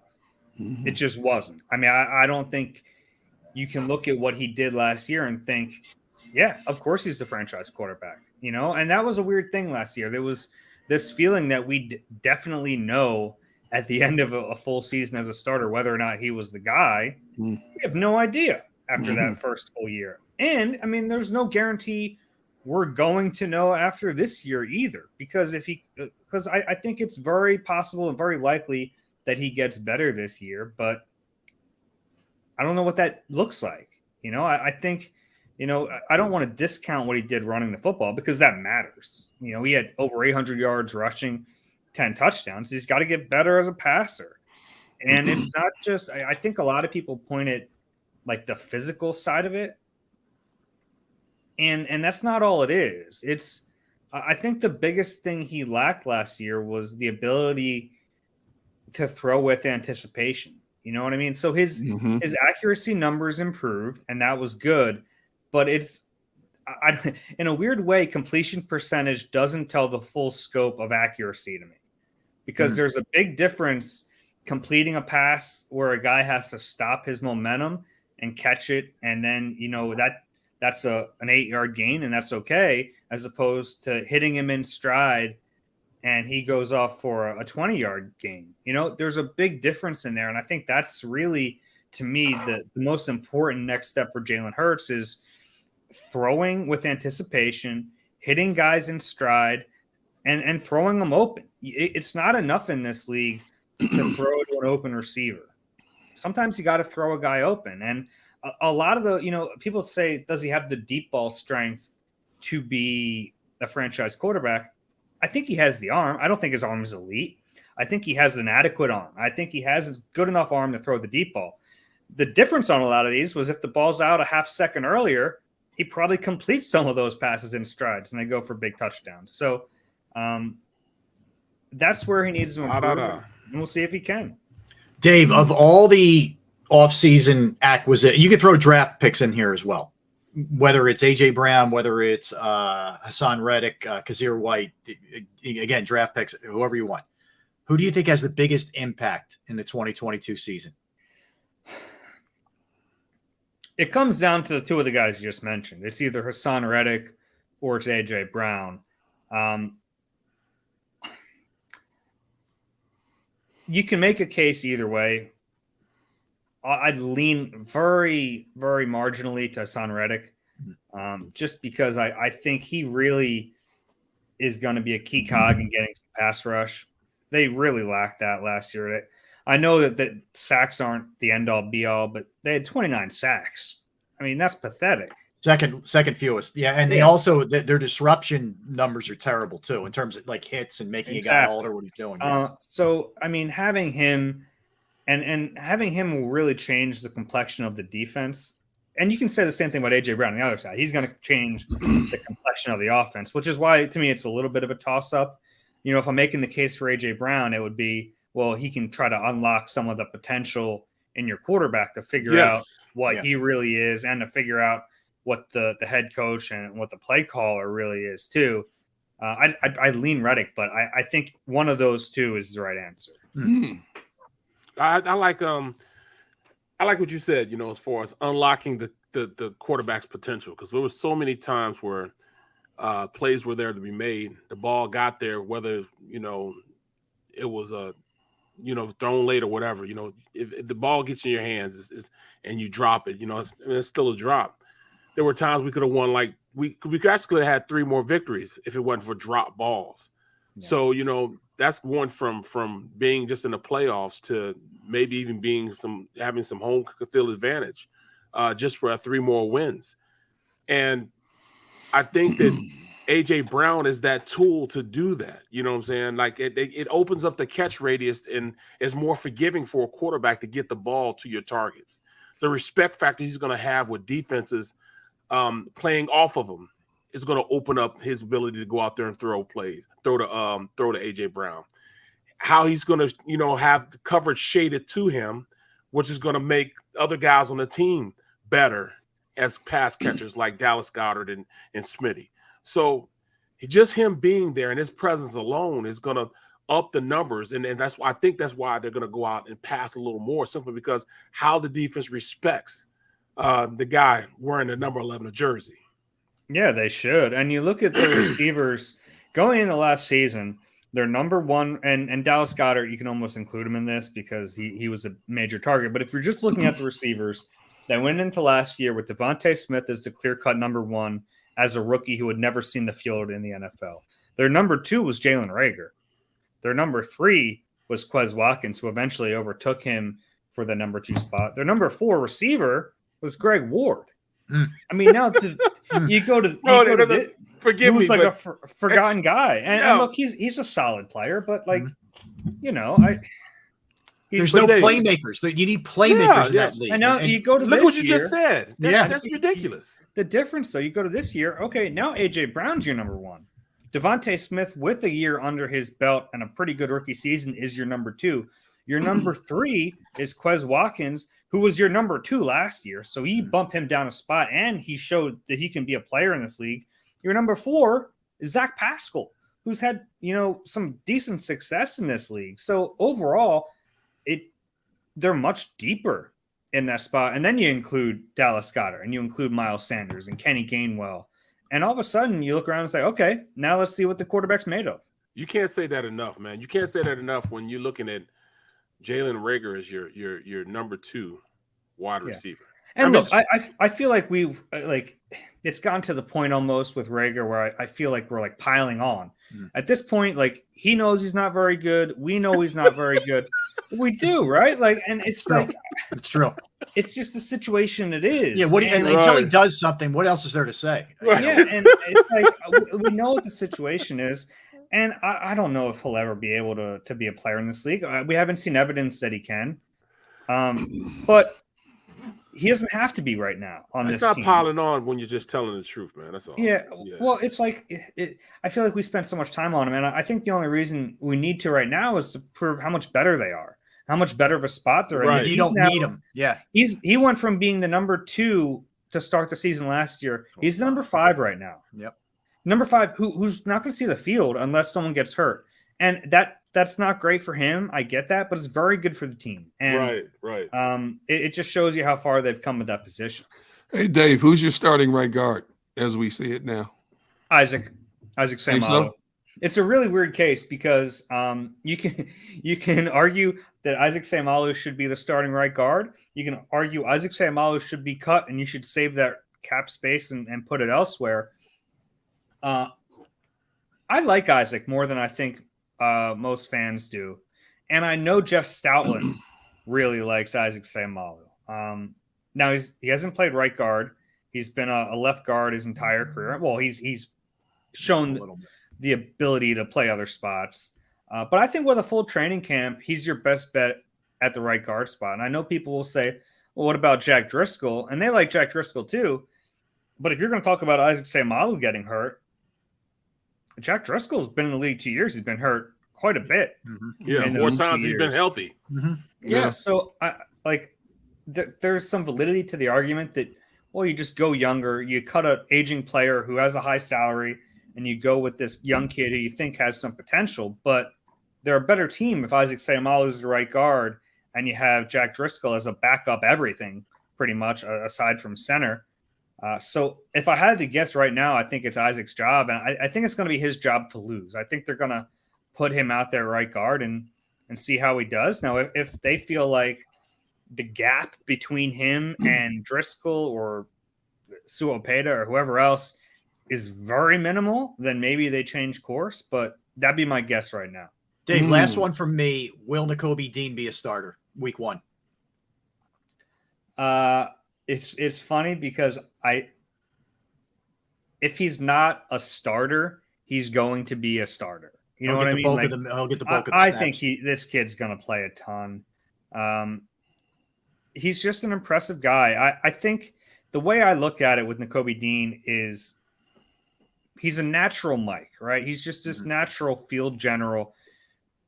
I think he has the ability to get that green dot as a rookie and be the signal caller for that defense. And I think that could take a few different forms. I think he can play the mic, and he's also learning the weak side linebacker position. So I think you're looking at a situation where you can kind of mix and match the linebackers. So if you're in a rundown situation, all right, well, now Nakobe Dean's your weak side linebacker. TJ Edwards is the mic when you want to be stout against the run. Okay, now they're in a passing situation. Nakobe, you're the Mike. Kaiser or Davion Taylor, you're now the Will. And it kind of gives them that flexibility to go big or go small. In any case, I don't think those guys are good enough to keep Nakobe Dean off the field. And I'm a big fan of TJ Edwards. I really am. What he did for that defense last year, I mean, he changed. You talk about changing the complexion of a unit. I mean, TJ Edwards did that last year. Absolutely. And Barrett chiming in with that linebacker talk, woke him up. So I still think he's going to play. But I wouldn't take Nakobe Dean off the field if he's healthy. He's an impressive kid. And I'll plug I have a Nakobe Dean feature coming later this week. There you go. All right. Yeah. NBCSportsPhiladelphia.com. Keep very opportunistic there for myself. I'm just here to tee you up, Dave. That's all I'm trying to do. Yeah. Dave, listen, man, we appreciate, always enjoy your Eagle Eye podcast with our guy Rube as well. Rube getting it done. But always great hearing from you, man, and we're looking forward to talking to you down the line. Thanks, Dave. Appreciate it. I'll see you in a little while. Yeah, sorry about that. You my condolences, Dave. You can't escape them. It's unbelievable. See you guys. Good stuff, Take care. man. All right, man. Be good, man. What are y'all trying to say? That I'm not the only one that knows that you can be a pain in the butt. That's what I'm saying. I'm just not apprecited, guys. I agree with you, Barrett. I am not. especially by Derek. Yeah. I know. I appreciate you from afar. I do. As long as you're not anywhere near his house, he's a big fan of yours. Yes. He just uses you to fish, Barry. Right. Yeah, there he no is. doubt. All right, so we'll come back. It was good Eagle stuff there for the last hour or so, but we'll keep it rolling with the state of sports in Philadelphia because the Phillies are back in action tonight. We'll dive into the Phillies, the Sixers, and the Flyers when we get back. 2:00. 2:00, and I want to hear from the comments section on this, and you want to chime in as well here. Prince would have been 64 today. We lost him 6 years ago. 6 years ago, crazy. I know. Greatest Prince song, okay, and most underrated Prince song. I have a greatest and a most underrated Prince song. Underrated, okay. I have an underrated as well. So we'll do that. We'll dive into a little AI, also celebrating a birthday. We've got a lot more to do for sure the rest of the way. And then as usual at 2:00 or 2:30, we do a little open talk where we're going to be jumping around somewhat. Derek Gunn, Barrett Brooks, Rob Ellis, Sports Take, JAKIB Sports YouTube Network. All right, Pro Action Restoration.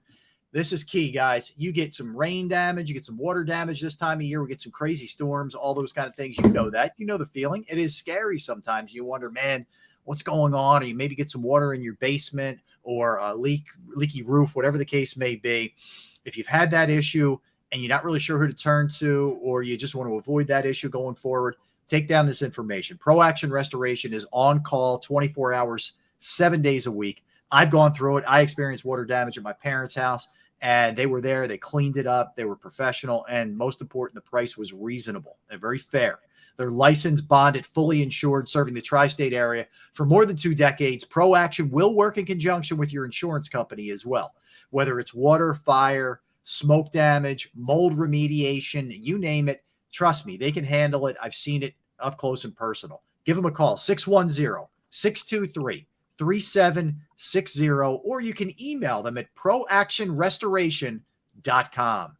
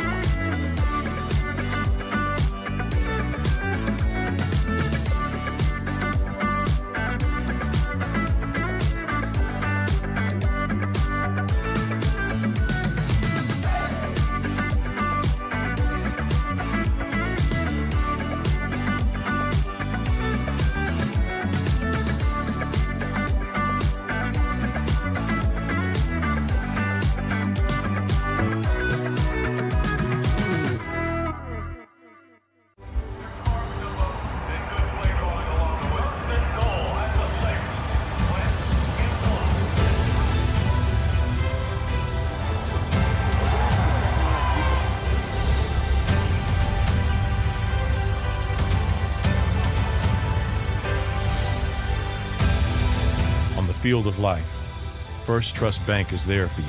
Champions on 3. 1, 2, 3. Because Philadelphia dreams deserve a Philadelphia bank. At Stateside Vodka, every new customer gets the world's best rocks glass, free. You're telling me that bottle is cut in half? You could say that.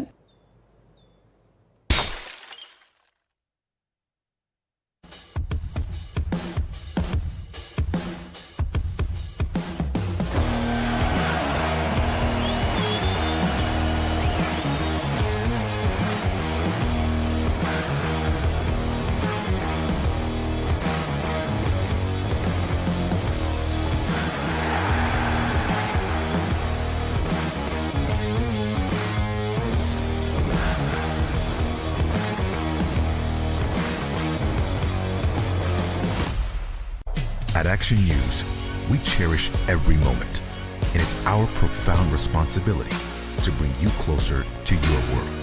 Never miss a moment. Trust the people at Action News. All right, did you know I was the mommy slam dunk champion? Really? Yes, really don't sound so surprised. Let's see it. Oh, you're ready. All right, here we go. Let's hear the crowd. So go to right, I go to left, fake a mom. Mama go up, mama! She did it. Again? You can't avoid gravity, but United Healthcare can help you avoid financial surprises by helping you compare costs and doctor quality ratings. United Healthcare. Uh-huh. Go for the midnight dares. Go for the game. Go for the hits.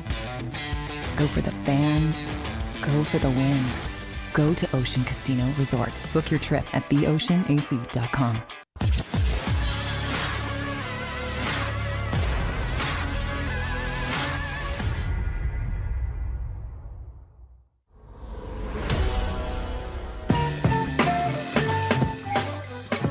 Welcome back, everybody. Woohoo! Yes. Well, I was having a panic moment for almost for a minute there. What happened?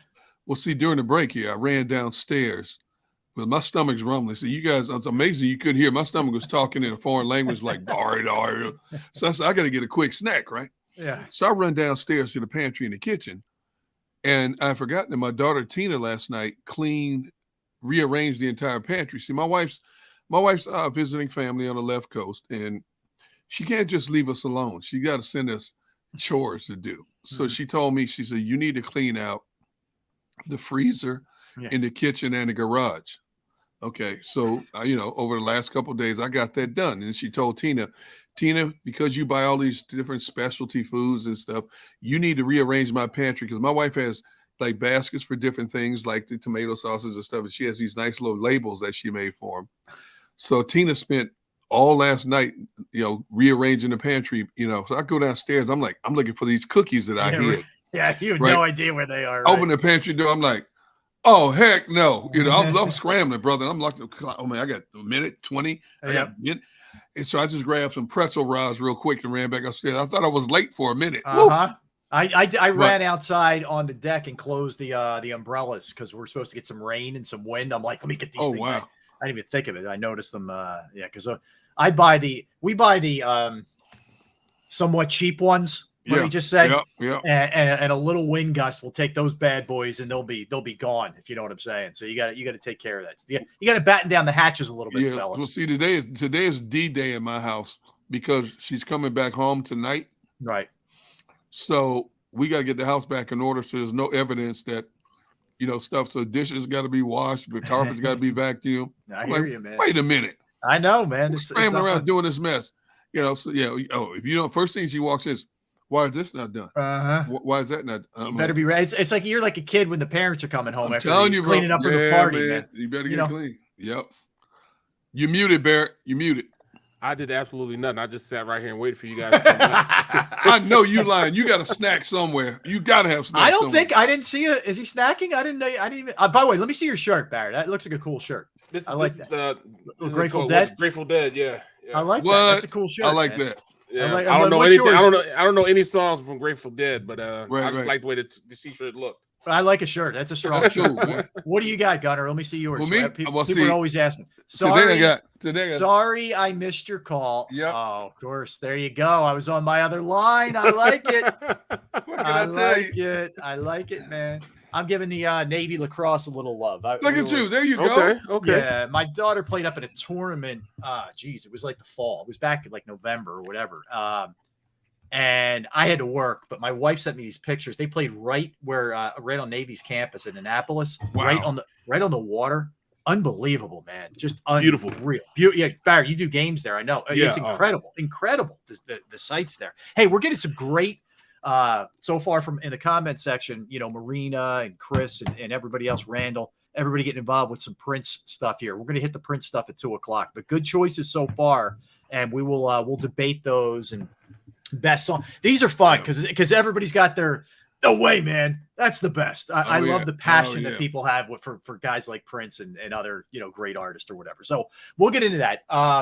But as far as just continue and pick up on this from the state of the teams, we covered the Eagles. I thought pretty good there. Philly's playing tonight, 3-game set against Milwaukee. So they go in, guys, right now, 25-29 on the season after they've won 4 straight to get to that point. Still 11.5 back of the Mets. The schedule coming up is Milwaukee 3. You got Ranger Suarez tonight, and he's got to pick his game up, pitching for the Phillies. Then, at Milwaukee for 3. Why, you want him fired too? I want him fired too. I put him on, add him to the list. You're home for Arizona for 3, home for Miami for 3, at Washington for 5. Now, that appears to be 14 games that you should come out of with a winning record. Okay. You should, I say should, come out with a winning record. We know Miami's been a house of horrors for them, whether it's home or away, for whatever reason.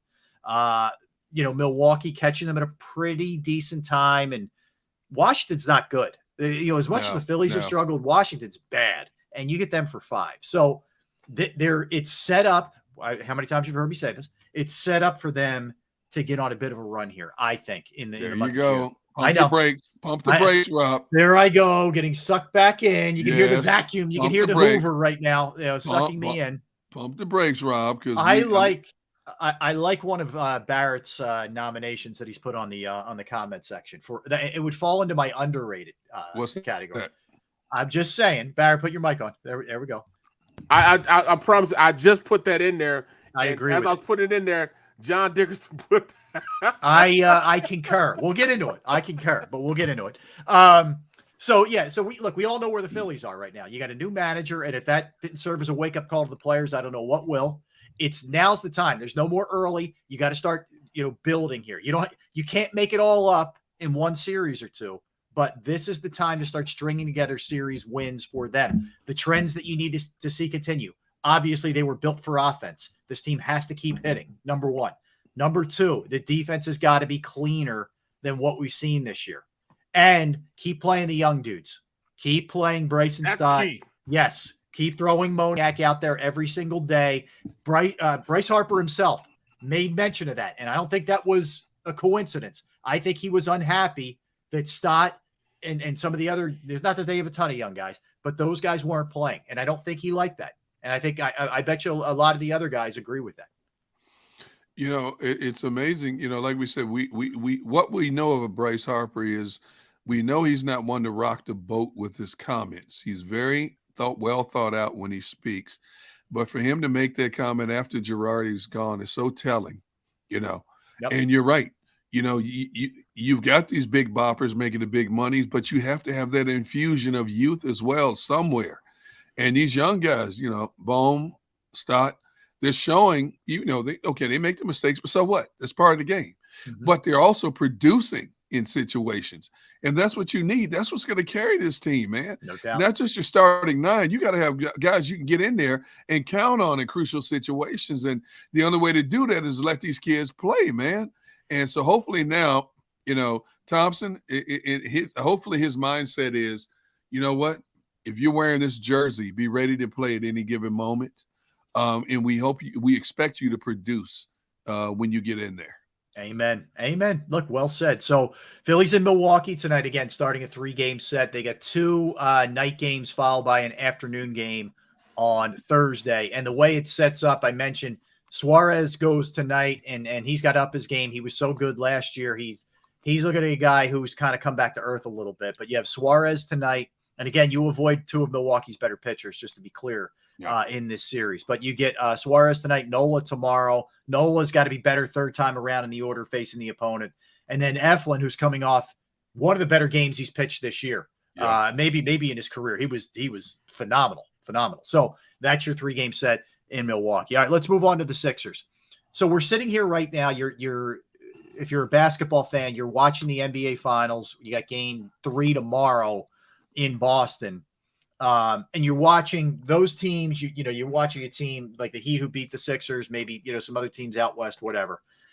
And you're seeing it, that the Sixers really need they have a long way to go to be what those teams are in terms of toughness, in terms of rebounding, in terms of defense, in terms of scoring, really across the board.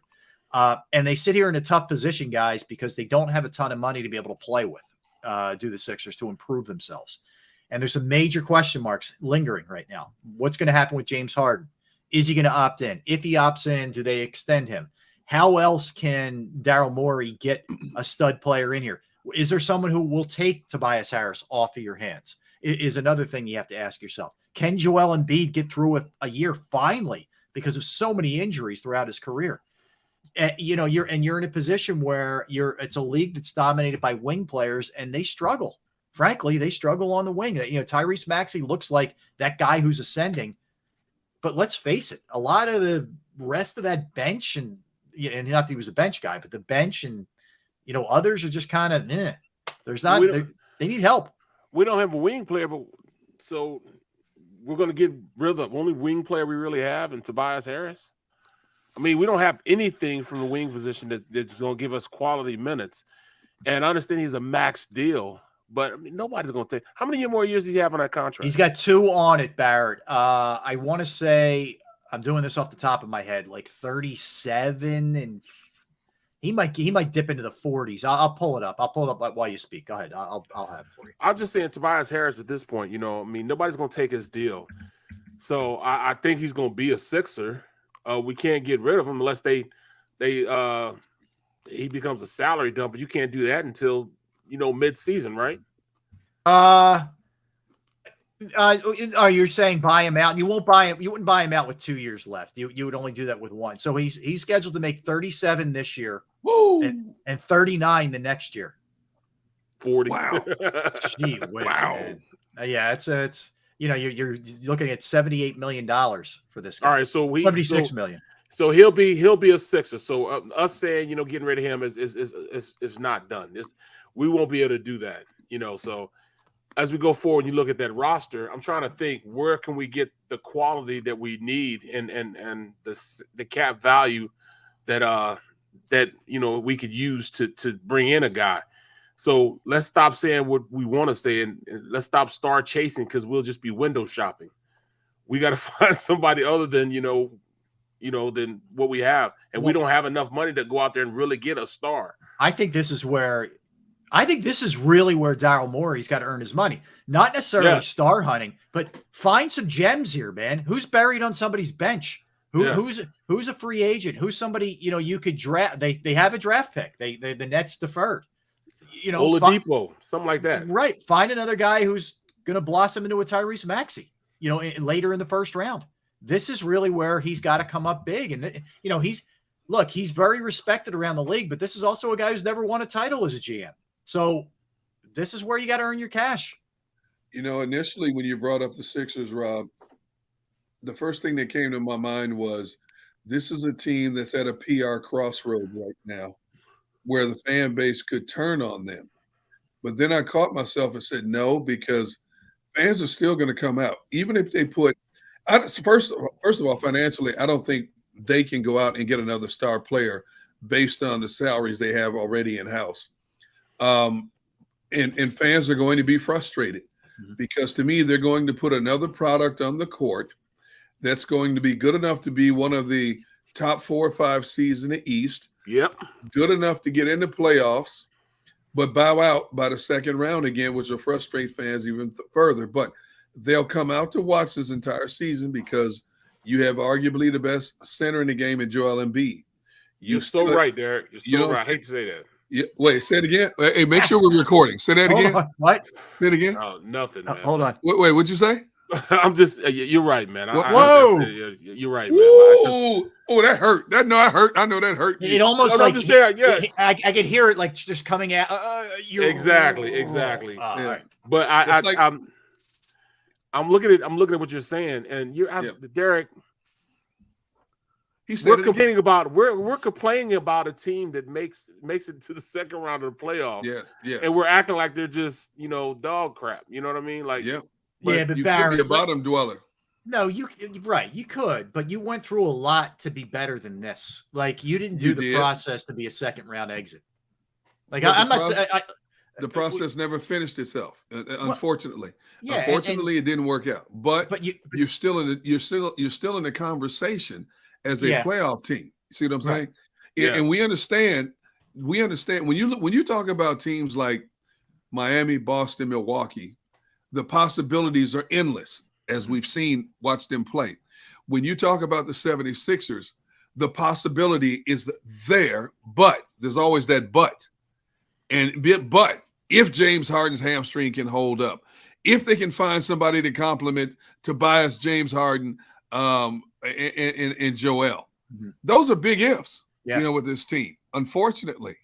But fans are going to come out. I mean, but to what Barrett is saying, hey, look, as frustrated as we are as a casual observers on the outside looking in, at least we're not talking about a bottom feeder in the NBA we've got to watch. Think about when the Sixers went through their spell when they were a bottom feeder, how much that just drove us nuts. At least they're in the conversation, and as we know the history of sports, sometimes the team that's the best team on paper doesn't necessarily mean they're going to be the best team when it's all said and done. Some teams catch lightning in a bottle and just run the table. It just happens. Boston's a prime example. Boston was left for dead. Now they're 3 wins away from an NBA championship.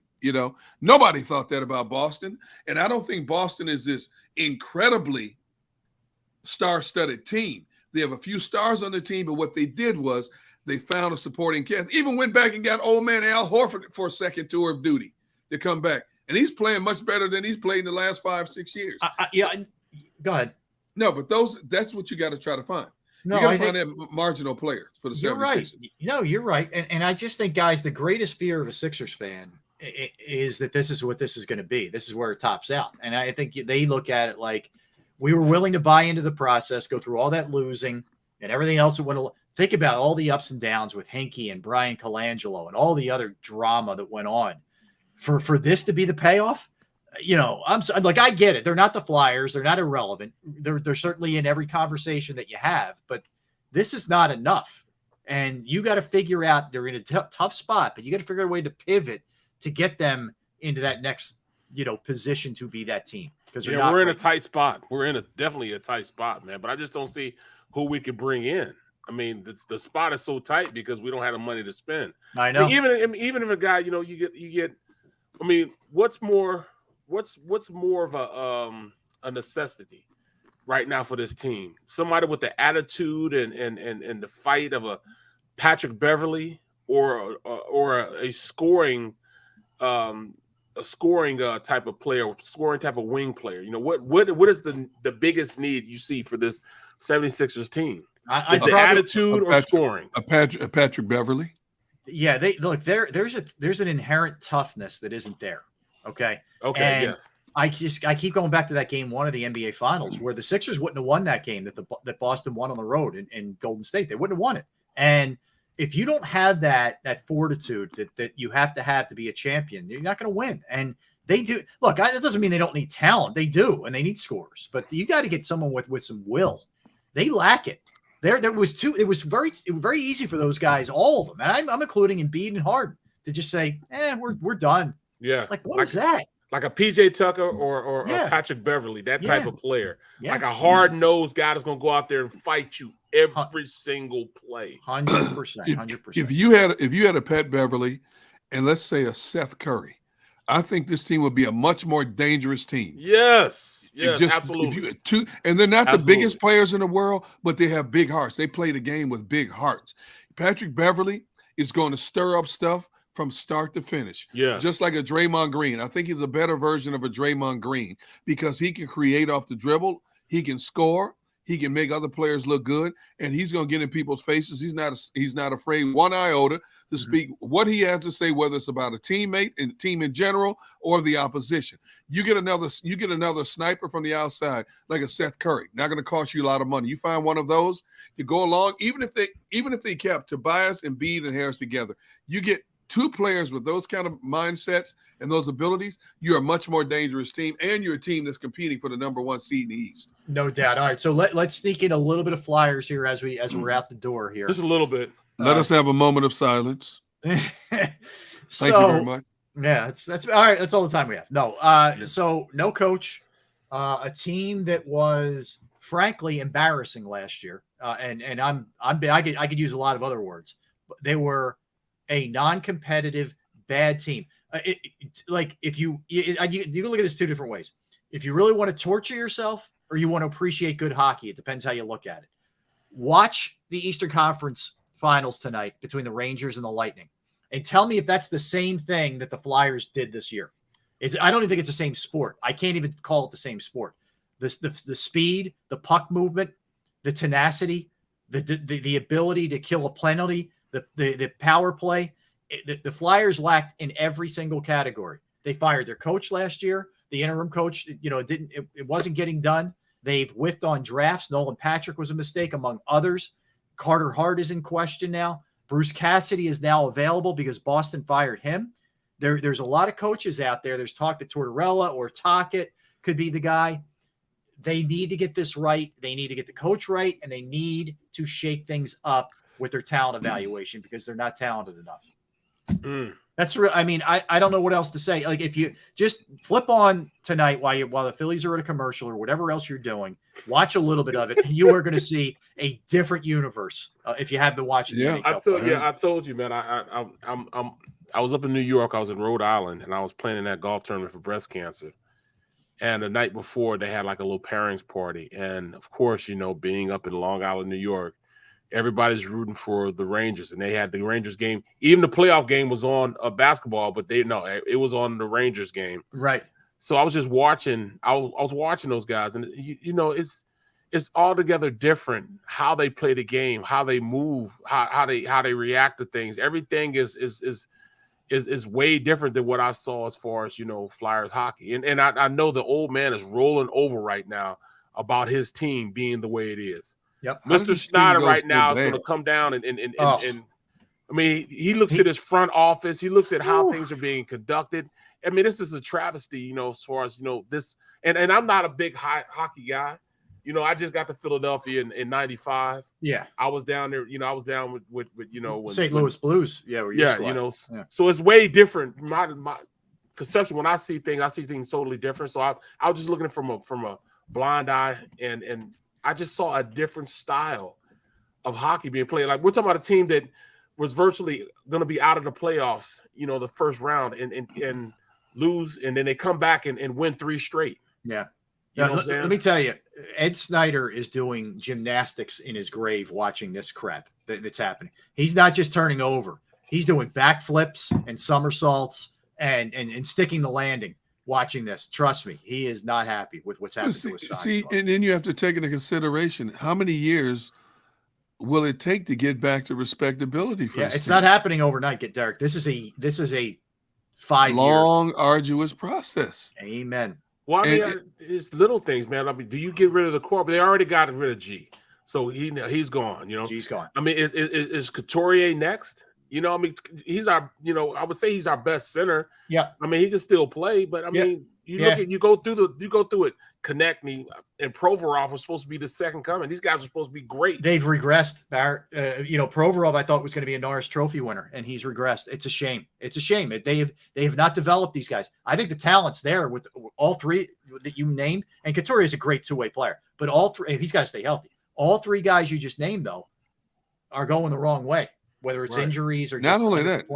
They got to find a goalie. When was the last time they had a decent goalie? Yeah, it's supposed to be Carter Hart. Well, and it's supposed to be, but the age-old question is it what's in front of him or is it him? And I think it's both. He hasn't been what we thought, but he also has slop in front of him. There's way too many pucks on him. So there's a lot to do. All right, it's Prince time. It's Prince and AI time. The birthday guys. We'll do that when we get back. Best Prince song, most underrated Prince song. Oh, Derek's tipping his hand a little bit, maybe. AI, 47 years young today. We'll talk a little about a couple of his iconic moments, including the step over, the crossover. And I have a question for you regarding where he ranks Sixer-wise as well. So we'll do all that when we get back. Don't go anywhere. Barrett Brooks, Derek Gunn, Rob Ellis, Sports Take, JAKIB Sports YouTube Network.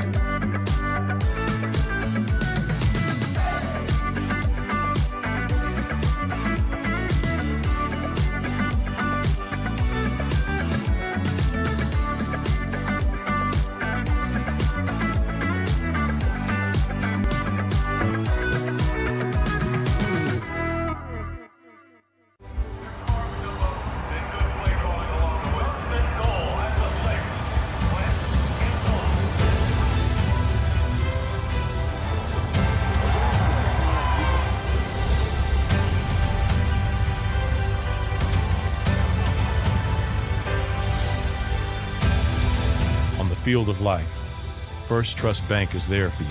Champions on 3. 1, 2, 3. Because Philadelphia dreams deserve a Philadelphia bank.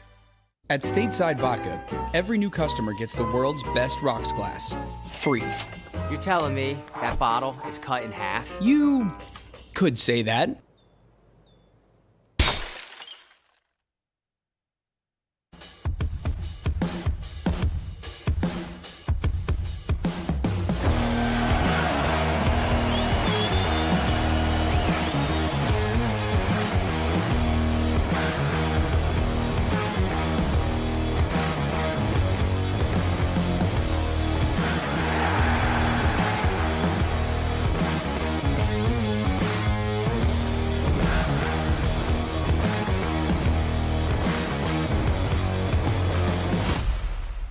At Action News, we cherish every moment, and it's our profound responsibility to bring you closer to your world. Never miss a moment. Trust the people at Action News. All right, did you know I was the mommy slam dunk champion? Really? Yes, really don't sound so surprised. Let's see it. Oh, you're ready. All right, here we go. Let's hear the crowd. So go to right, go to left, fake 'em out. Mama go up, up. She did it. Again? You can't avoid gravity, but United Healthcare can help you avoid financial surprises by helping you compare costs and doctor quality ratings. United Healthcare. Uh-huh. Go for the midnight dares. Go for the game. Go for the hits. Go for the fans. Go for the win. Go to Ocean Casino Resort. Book your trip at theoceanac.com.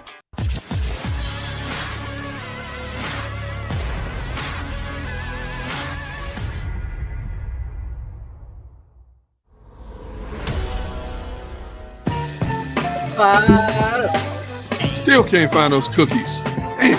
Oh, you're gonna hear his stomach rumbling this full hour. It'll sound like a Prince song. These pretzel sticks aren't cutting it, man. Yeah, they're not getting it done for you. When his guts cry. This is what it sounds like when guts cry. Yeah, when Derek's stomach rumbles. Welcome back in, everybody. Yes, we are Sports Take, JAKIB Sports YouTube Network, D. Gunn, Barrett Brooks, Rob Ellis. So Prince's birthday. Now, this was one of those, when it was 2016, so it was 6 years ago when he passed, that like hit you like a ton of bricks when Prince died. You were like, no way. No, first of all, taken way too soon. You felt like you were getting old because a guy like Prince was gone, right? And you're saying to yourself, no way, man. Like there's just too much more for this guy to do to be gone at such a young age. I mean, just what a shame, overall that he ends up going. And by the way, it was an ugly, like he didn't have I don't think he had a will, and his family members were throwing down, trying to get everything. I mean, it was bad. I don't know how a guy like that doesn't have a will, but anyway, I think all that finally got settled, but it was not good. I can tell you that. Did you see that little thing on social media with Carlos Boozer, and when Prince used his rented his crib for a year? What happened? Bro, Prince rented his crib for a year. Was it in California? Yeah, in California. Okay. Carlos had just bought it, brand spanking new, just built it. Prince said to me, they say, hey, this guy wants to rent your house for a year, and he's going to pay you, I think he said $90,000 a month. Woo! So he was like, yeah, you got it. Yeah, yeah. 90,000. Yeah, of course. That's almost $1 million. Mm-hmm. Long story long, it's like 6 months into it, and Carlos goes back to check on his house. He'd been calling Prince, and Prince wasn't answering him or anything like that. So he drives by his crib, and he looks. He said he put like 2 big lions, golden lions in front. He goes, and nothing is there. It's all purple. It's all Prince.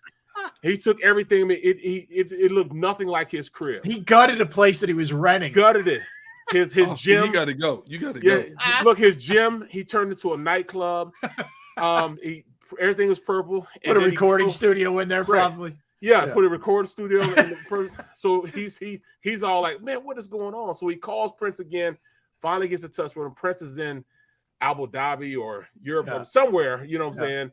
And he said, "Hey man, don't worry about it. When I leave the crib, I promise you, it looked like I wasn't even there."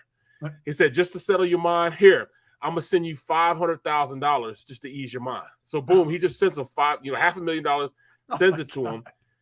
A couple of months later, that the lease is ended. He goes back to his house, and it's like Prince was never there. Are you kidding me?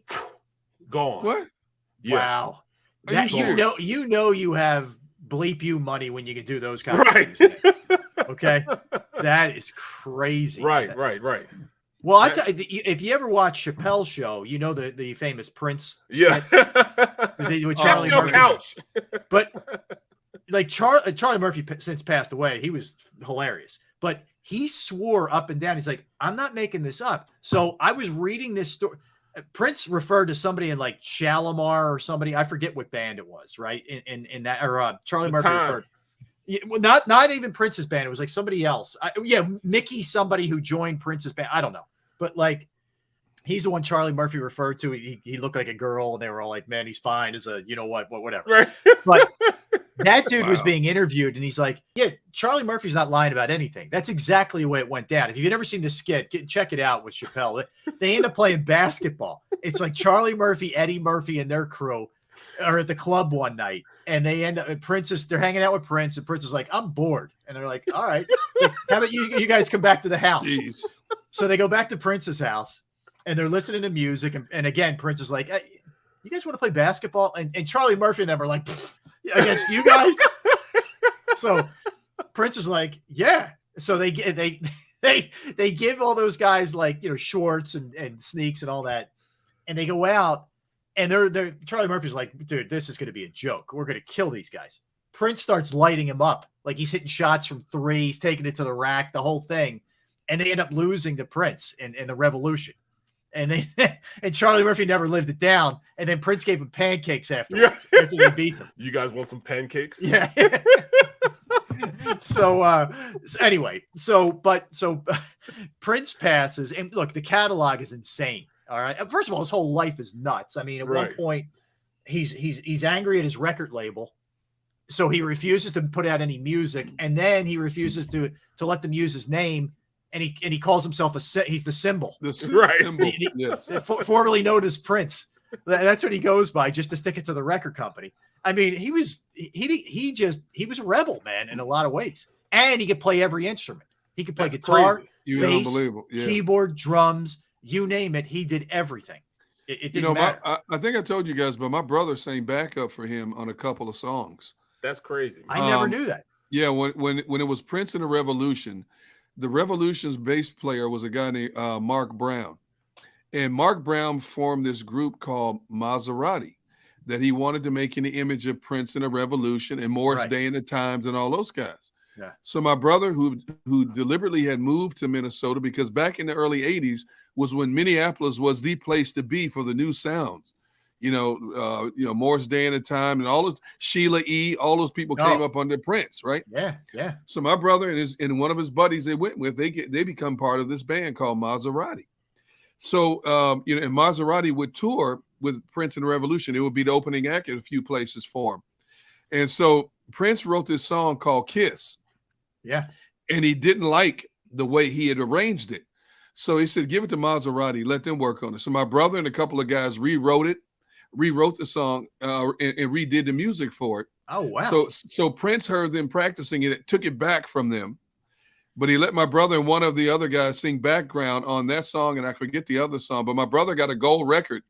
My brother got a gold record out of singing backup on Kiss. My God. And my That's brother also awesome. sang, and he also sang with Paula Abdul on Opposites Attract. My brother is the one singing a duet with Paula Abdul on Opposite, not the rap part. That's your brother?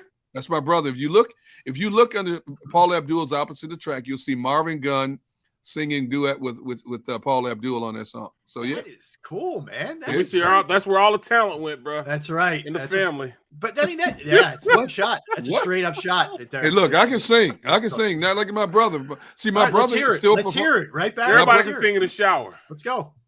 What? Yeah, sing us a Prince song. Go ahead. Why? Why you want me to sing that? Because you just said you could sing. Let's go. I can. Okay. I mean, I've had a cold for 2 weeks. You gonna put me in the here spot we go. now? Here we go. All right. So, if you will, the picture, you and I engaged in a kiss. The sweat of your body covers me. Can you, my darling, can you picture the scene? Bro, Can you can sing okay. And I still have laryngitis now. That wasn't bad, actually. Okay. Yeah. Hey, look. Okay. Oh, did he also? One of our comment section says that Marvin also sang on "Party All the Time" for Eddie Murphy. No, that's not true. Did not. No, Okay. that's not true. He did not. No. That was produced by Rick James. Yeah. Another one of Chappelle's all-time skits. I'm Rick James, bitch. That might be the GOAT. Rick James, and then Prince comes in second. I think in that one. Hey, look, who is this? Where is that? Where I just missed? Oh, John Dickerson. Where's it said? D Gun still styling those high heel boots and spandex. Hey, look, let me tell you something. Back in the day, hey, the platform shoes were in, baby. I had the platform shoes. I had the long jackets with the wraparound belt. Oh yes, they were. Oh no, I need pictures. The bell bottom pants. Trish, look, we need pictures, man. Look, bro, the bell bottom pants. I had all that stuff. Yes, bro. Big afro, like Lincoln Hayes from the Mod Squad. Yes, Barrett. We need photos, man. Right, bro. I no, the best I got, man. I run DMC, dog. Or Lecoq Sportif or something like that. I had a mullet. I did. I'll find it. I'll get you some pictures. I'll find it. Yeah. Oh my goodness. Yeah. Party in the front, party in the back, business in the front. Right. Yep. Oh man. Kentucky waterfall in the back, man. It was quality. Oh man. my god. Yeah, I would love to see those pictures. Oh my god. I actually if I see that, I gotta see a picture of that. Man. I'll get it. Look, I'll get it. I gotta find it because I do. Yeah. Mom, we got hundreds of pictures in a box, and I don't know how I got it. I think my brother did it on purpose just to take a dig at me. But I got a picture somewhere with D Gun with the long trench coat, the long wool trench coat, wraparound belt. I'm gonna have to find that picture. Like I'm on a mission now. Yeah, he's pimping. What? Who is the man who risked his neck for a brother, man? Can you dig it? That's great. I'm telling you, man. All right, so let's throw it out there then. What? Greatest Prince song. It's not easy. This is not easy. I knew a girl named Nikki. I guess. Oh, come on, man. Yes. Come on, man. Yes. It's a controversial song because there's some lines in it. Yeah. But it is a great song. It's just funk. It is funk. Yeah. The first time I heard Purple Rain, I got emotional.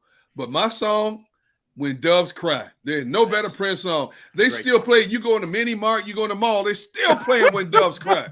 And I'll stop and stand and sing part of the lyrics. Look at Dad, please. Dad. I'm telling you, man, this is what it sounds like when doves cry. Yeah. Oh, yes. I got to stop. But I'm telling you, man, Prince was one of the only guys who could pull it off where he's built like me and he's in a bathtub shirtless. But he can pull it off. You know what I mean? With spandex on, with the ass out in the back. Floor, assless chaps on. Look, I never wore the spandex, man. I would never get the spandex. But you wore the assless chaps, though, didn't you? No, heck no. My dad would have knocked the soul out of me if he had seen me wearing something like that. No. Heck no. Man. I think we need some photoshopping done, I think. Oh, my goodness. But yeah, Prince could pull stuff off not many could pull off. I mean, from Lace, dog, I'm like, come on, man. And I was never that dude. Yeah. I was never that. There was a couple cats in school, man, that, they try to pull it. No, dog. Yeah, dude. Yeah, but then he would go on stage and start doing this stuff here. Yeah. I'm like, okay, let's see it. Well, and then he's like crawling on the like there's a lot going on. Making love to a guitar on stage. I'm like, okay, dude, you off the deep end now. When he sung with Purple Rain, when he sung Darling Nikki to what's her name, and she started crying. Apollonia. Oh my goodness. Take a bathe in Lake Minnetonka. Right. Yeah. Cleanse yourself. Oh my goodness. This ain't Lake Minnetonka. No, far from it. Hey, but I tell you what though, Rob, you were talking about one of the most underrated Prince songs. Yeah. What would you go? And I would have to say Sign of the Times. That was mine, man. Dude, that song. Oh, my goodness. I could listen to it all day. I still listen to it in my car. And it's very topical at the time. Like if you listen to it, it's really it's not fluffy. It's pretty hard hitting stuff. Political overtones. Yeah. He's hitting a lot of stuff there. He's hitting a lot Sign of stuff. of the Times. Oh my goodness. Yeah. But then somebody made the mistake of saying that Prince was a better artist than Michael Jackson. No. Ryan Clark, ESPN, former Steeler, said that Chris Brown was a better artist than Michael Jackson. Right there, dude, you're done. Like I'm canceling your card's canceled. You're done. You can't talk about music anymore. It's embarrassing. Come on, man. I think he said that just to stir up some controversy. He can't believe that. There's no way you can believe that. There was no better showman in the history of music than Michael Jackson. No better. See, I do think there's an argument with No, I think there's an argument with Prince and Michael Jackson. There's no argument with Michael Jackson and Chris Brown. I'm saying Prince and Michael Jackson, there's an argument. Here's why I beg to differ. Prince had one sound. Okay. Michael Jackson could sing pop, R&B. His ballads are legendary. Michael Jackson had the full array. He had catered to every audience, man. Are you kidding me? Human Nature. You know, he could sing the Ben sings that touch you. He could go hard rock. Dirty Diana is one of his more legendary songs. And you look at the artists he surrounded himself with to pull it off. Eddie Van Halen on what? Beat It. What? Then you go Beat It. Smooth Criminal. Okay. All right, you right. You're right. I'm not a real music fan. Like I listen to sports radio and I'm kind of screwed up, man. So I'm not really a music fan. You know, so that's all I do, man. But you're right, man. Mike was that dude, man. But then when Michael got on stage for Motown's 25-year celebration of the greatest artists, the Motown show was called Yesterday, Today, and Forever. And all of a sudden, in the middle of Billie Jean, he breaks off and does this dance. People lost their minds. The network lost their minds. And it became legend. The moonwalk, people like, what the heck did he just do? And then everybody at that time was trying to do it. Everybody. Every dudes who had no business moonwalking were trying to moonwalk. Dude, if you go back and read, every kid in my grade school was trying to move. I'm like, what are you doing? What are you doing? Looking like you have a seizure. Stop it. But if you go back and read the history of when he strategically picked that show to do the moonwalk and listen and read the comments from the network that was televising that event, and then comments from people that saw it for the first time, dude, you talk about a signature unlike any other. Now, James Brown was a showman. What James Brown did, make your knees and your ankles hurt trying to emulate what James Brown did. No. With the splits, how many men can do the splits like James Brown? Especially without tearing something? And those pants that he was wearing too. Without tearing your groin, you know? But Michael Jackson came along. First of all, he was cute Michael Jackson with the Jackson 5, and they had all these pop hits and stuff. And then Michael took off and went on his own. And then Michael got crazy, you know, when a monkey became his best friend. But see, that stuff hurts him. That hurts. I mean, frankly, that stuff is, you know, we don't know.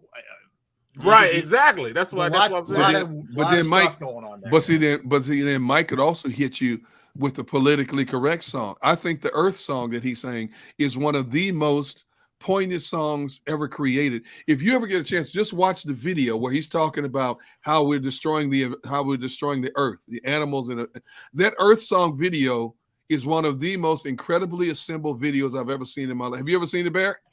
Yeah, but I don't remember it. I don't know that. Oh my goodness! I stopped listening to Mike like I stopped listening. I actually stopped listening to Mike like 4 neural surgeries into it. I kind of got turned off of Mike. Yeah, I sort of checked out in the like. Was that black Mike or white Mike? That's what I'm saying. Like when he went, this is when he was right at beige. You know, he was at beige. Like, yeah, he was at beige in between. You know what I'm saying? Like, you know, in that transition, like after the third nose job, I was like, you know, I'm out, man. Yeah. I'm out. Yeah. I probably have to go though for Prince. I probably have to go Let's Go Crazy or Purple Rain. Either one of those two for me. And I think underrated is Darling Nikki. Yeah. Oh my goodness. Michael's a tough one, man. I mean, by the way, if you just go with Thriller, if you go like a head-to-head album, oh my goodness, Thriller and Purple Rain, that's an insane matchup right there. Oh my goodness, bro. It'd be hard to judge.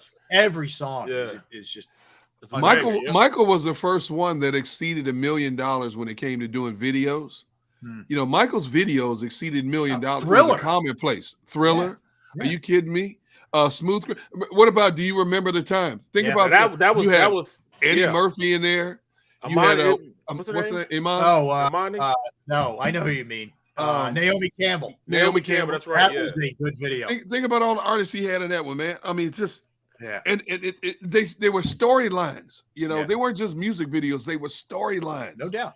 You know, and all of a sudden, then people try to copy him.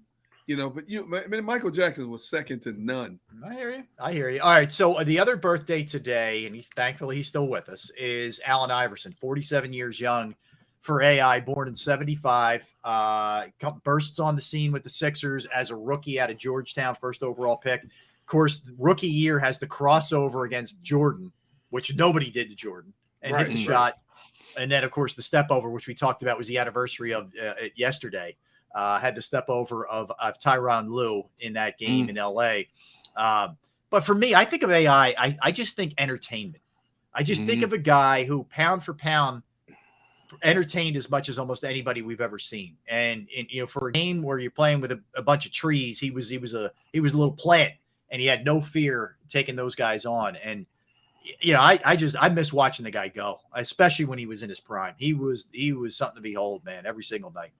That was back in the day when if you drove the paint, you paid a price. You had more freedom to bang bodies back then. And this dude is 6'1", 165 pounds, soaking wet. He was fearless going to the hoop, and he could elevate. Man, could he get up? Be as little as he was. If he was playing these days, he'd average 60 points a game. Yeah. You know what? I don't know, Barrett, because he wasn't to me a great outside shooter. No. He was a great creator. But they call fouls these days, though. Well, that's true too. He spent more time in the foul line. That's true. But man, I tell you what, Allen Iverson, man, there was nobody like him back in his day, bro. In terms of just having a fearless nature, he came up hard and fast. Where he came up from, went to Georgetown, played for a hard coach who made him tougher. And once he got to the NBA, man, people were like, "You draft this little dude that high in the draft? Are you kidding me?" And all of a sudden, he becomes one of the most iconic figures in the NBA in his time. But you know, I watch Allen Iverson now.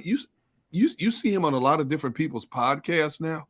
In a lot of ways, it's sad where Allen Iverson is now. Yeah. Now he could be sitting at home still making more money than I'll ever see. I don't know. But when you listen to him talk about his life and his playing career and people who hung on to him just because he had money.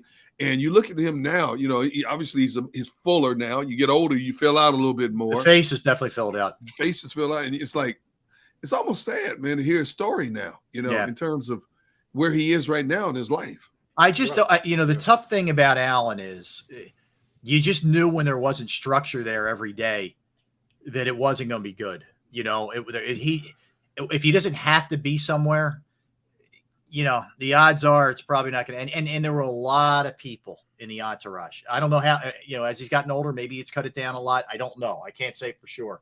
But I always worried because there were so many people on the payroll that they were just going to take all his money, man. And again, look, he's a big boy and he's got to be responsible for himself. I get it. But there were a lot of hangers-oners. And that typically doesn't end well. And he should be in a lot better.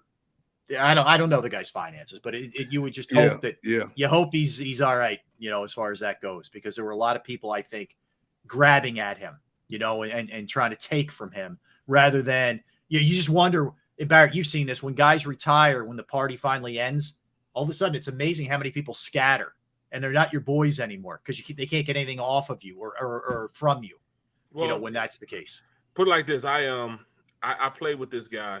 I played with this guy back in when I was with the Steelers, and my last year there, he signed a $30-something million contract over 5 years. I'm like, bruh, you done made it, man. You that dude. And I retired that year. And I'd say about 4 years ago, he called me, said, hey man, what you got going on? I said, bro, I ain't talked to you in 8 years, 9 years? Yeah, bro. Just trying to make it, man. You know, I said, when'd you retire, man? He said, I retired 3 years ago. I said, oh, okay, then. This is 3 years from that point that I talked to him. He said, so what you got going on now? Yeah, that's why I was calling you. I wanted to borrow $5,000, man. If I borrow $5,000, man, I guarantee you I'll pay it back to you in a week. And I'm like, and I'm thinking to myself, dude, if you retired 3 years ago and you signed a contract for $30 million for 4 years, why are you calling asking me for $5 grand? Bro, I've been retired for 10 years at that point. I don't got any NFL money, man. I'm glad you brought me a post. Most people come on there, you want to borrow sugar, maybe some Kool-Aid or something. You want to borrow $5 grand? Bro, I ain't talked to you in what? I ain't talked to you since, 8 years, 9 years, and you calling me trying. Yeah, like, come on, man. No, I can't do that, bro. Right. And what's to make you think? Yeah, he's going to get me this $5 grand back. Meanwhile, he's ripped through 30 in the last 3 years. My money's magically going to come back to me. Yeah. Right. Come on, man. Bear, can you loan me $5 Bear? I'm hurting, bro. Can you help a brother out? I know you're not hurting. That's why I'm saying. What do you mean I'm not hurting? I'll let you. Yeah, you. What do you mean I'm not hurting, bro? I know you, man. You got your tentacles and everything. Woo. Well, that's true. Everything. But 10 pennies only adds up to 10 cents. Just saying, bro. Never heard of that before. That's pretty good. I like I'm just saying. All right. On that note, let's we come back. Good debate there. We come back. We're gonna do a little open talk. We're gonna jump around now, include it in the discussion. Michael Jackson, baby. Michael Jackson. MJ. Include it in that. We're gonna dive into our Philly guy who did well at Jeopardy. It's a shame it came to the end. Came to a halt. They all came to a halt last night. A little update on an NFL star and whether or not he's in camp or not. Some NHL. Some golf. We don't usually talk a lot of golf, but this is kind of interesting what a lot of these guys are doing in golf. We'll dive into that as well and a bunch of other stuff when we get back. Don't go anywhere. Final segment of the program. D Gunn, Barrett Brooks, Rob Ellis. We are Sports Take, JAKIB Sports YouTube Network.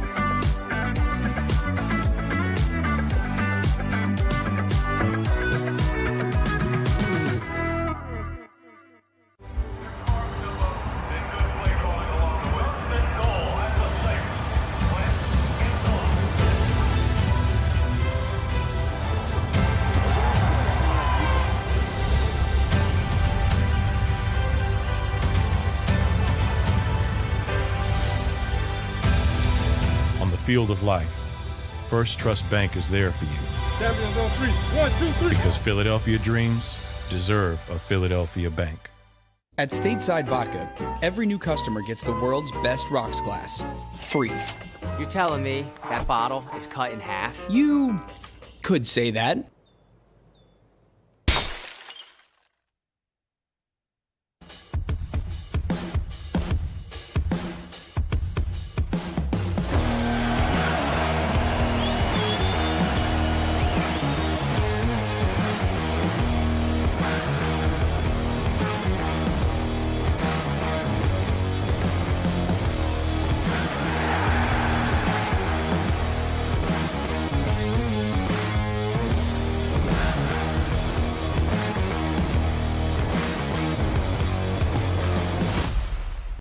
At Action News, we cherish every moment, and it's our profound responsibility to bring you closer to your world. Never miss a moment. Trust the people at Action News. All right, did you know I was the Mommy Slam Dunk Champion? Really? Yes, really. Don't sound so surprised. Let's see it. Oh, you're ready. All right, here we go. Let's hear the crowd. So go to right, go to left, fake 'em out. Mama, go up, up, up. She did it. Again? You can't avoid gravity, but United Healthcare can help you avoid financial surprises by helping you compare costs and doctor quality ratings. United Healthcare. Uh-huh. Go for the midnight dares. Go for the game. Go for the hits. Go for the fans. Go for the win. Go to Ocean Casino Resort. Book your trip at theoceanac.com.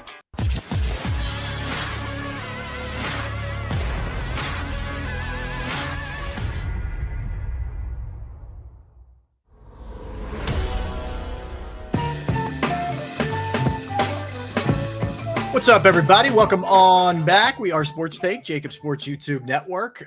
Derek Gunn, Barrett Brooks, Rob Ellis. So let's jump around a little bit, guys. Let's start with this one. I just saw this. Just came down not all that long ago. So the Bears apparently have to forfeit an OTA day. They were forced to cancel their OTA practice originally scheduled for today after having live contact during practices in May. Jeez. The NFLPA and the NFL handed this down.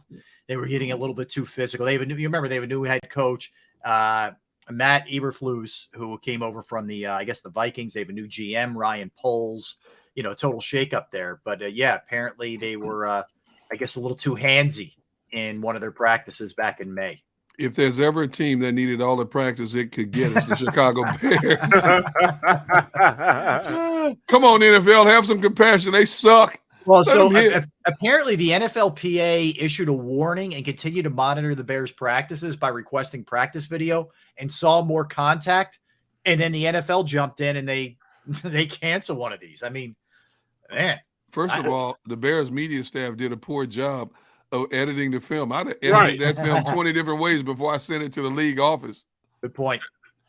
I mean, sometimes you just can't stop your guys from being physical. That's all, man. Yeah. That's what BC used to say all the time. Bill Cowher. Hey, I can't get these guys to stop. Guys, stop beating up on each other. Come on. We'll make you go in, bro. We got intense with our practices, man. There was times where we'd have to take it in. He's like, God, just take it in. Just take it in. And he'd make us stop practicing because we was practicing so hard, man. Who was your favorite coach, Barrett, that you played for? I never asked you that before. It would have to be BC. Cowher, yeah. Because Cowher, he just knew what it took to get guys motivated. He wasn't – everybody sees him as this rah-rah guy. You see the chin. You see him spitting as he's talking and all that stuff. He was that stuff on game day, but on, more times than not, like he didn't have to turn us up. You know what I'm saying? Some coaches have to get you hyped and turned up. He didn't have to turn us up. We were already turned up. See, I'm sorry, Barrett. Go ahead.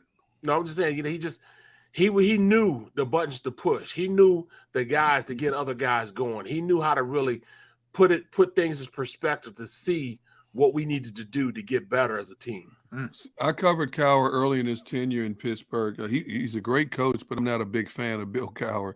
What he would do was, Barry, you remember they have the lobby there was at Three Rivers where the 4 trophies would sit right there in the main lobby. Yep. Where you would see that. So the media had access to that rotunda there, where, and a lot of times the coaches or players will walk past you, going from one side to the other, going to the locker room or either going to the training room. So, a couple of times I'll say, hey, Bill, you have time, can I ask you a few questions? And you will say, you know what, Gunner, I'll get back to you.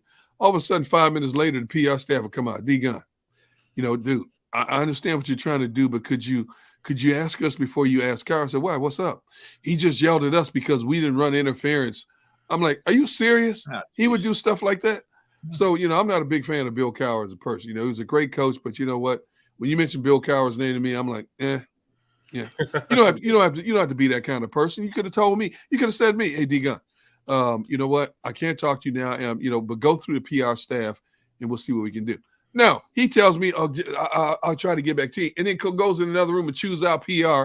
And I had a great relationship with the PR staff like I have with everywhere I've gone. It's dude, can you just ask us first before you? I'm like, okay.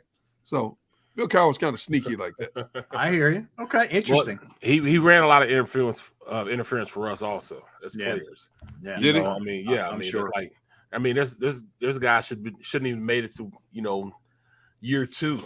You know what I'm saying? And he was that buffer for him, a serious buffer for him. So, he was definitely the best coach I played for. Then I had the worst coach I ever played for was, I didn't really get to play for him, but I was in camp with him. Was what's his name?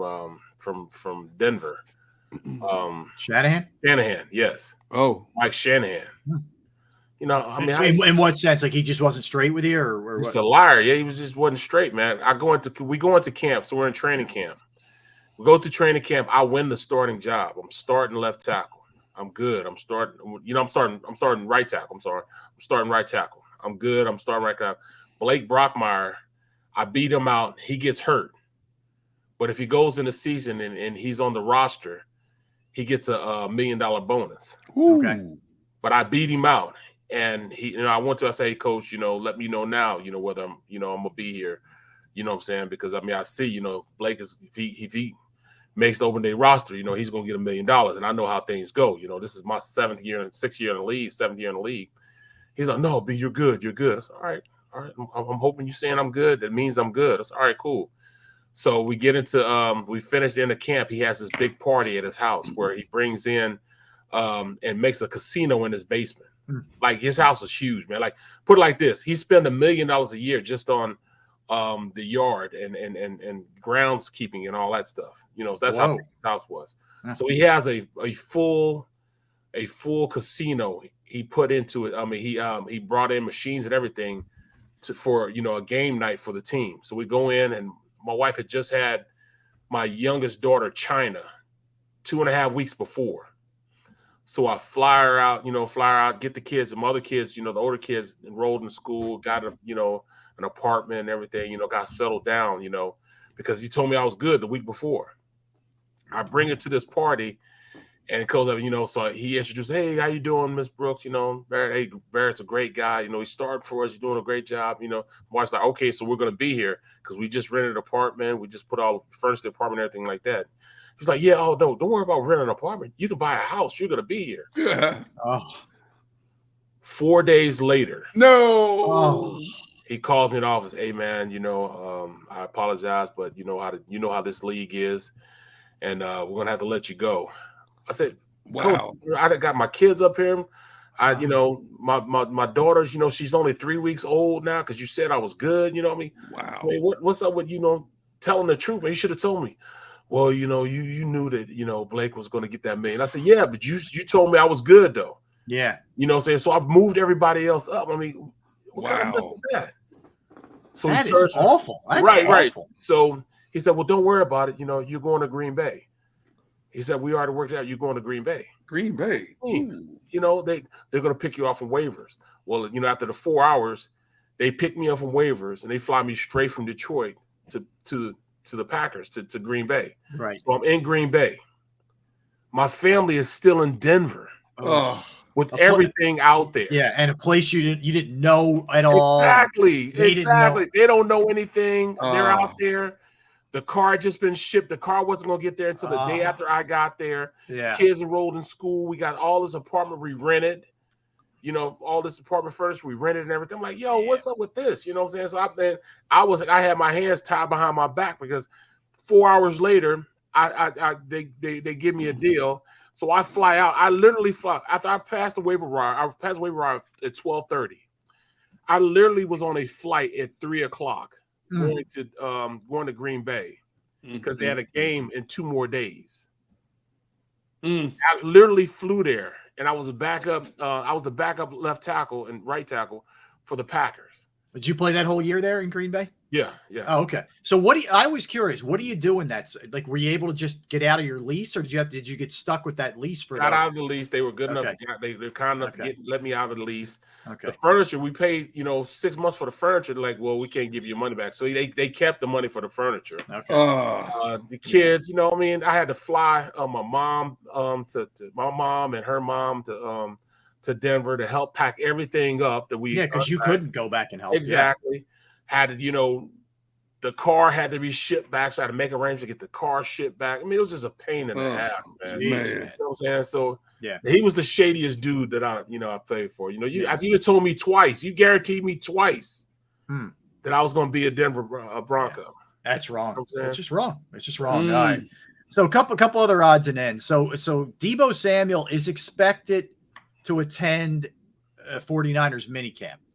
So would you guys say that probably means they're making some progress here on a deal? I agree. Absolutely. I agree. Yeah. I agree. He skipped the voluntary portion of the offseason program. He publicly said in April he wanted to be traded.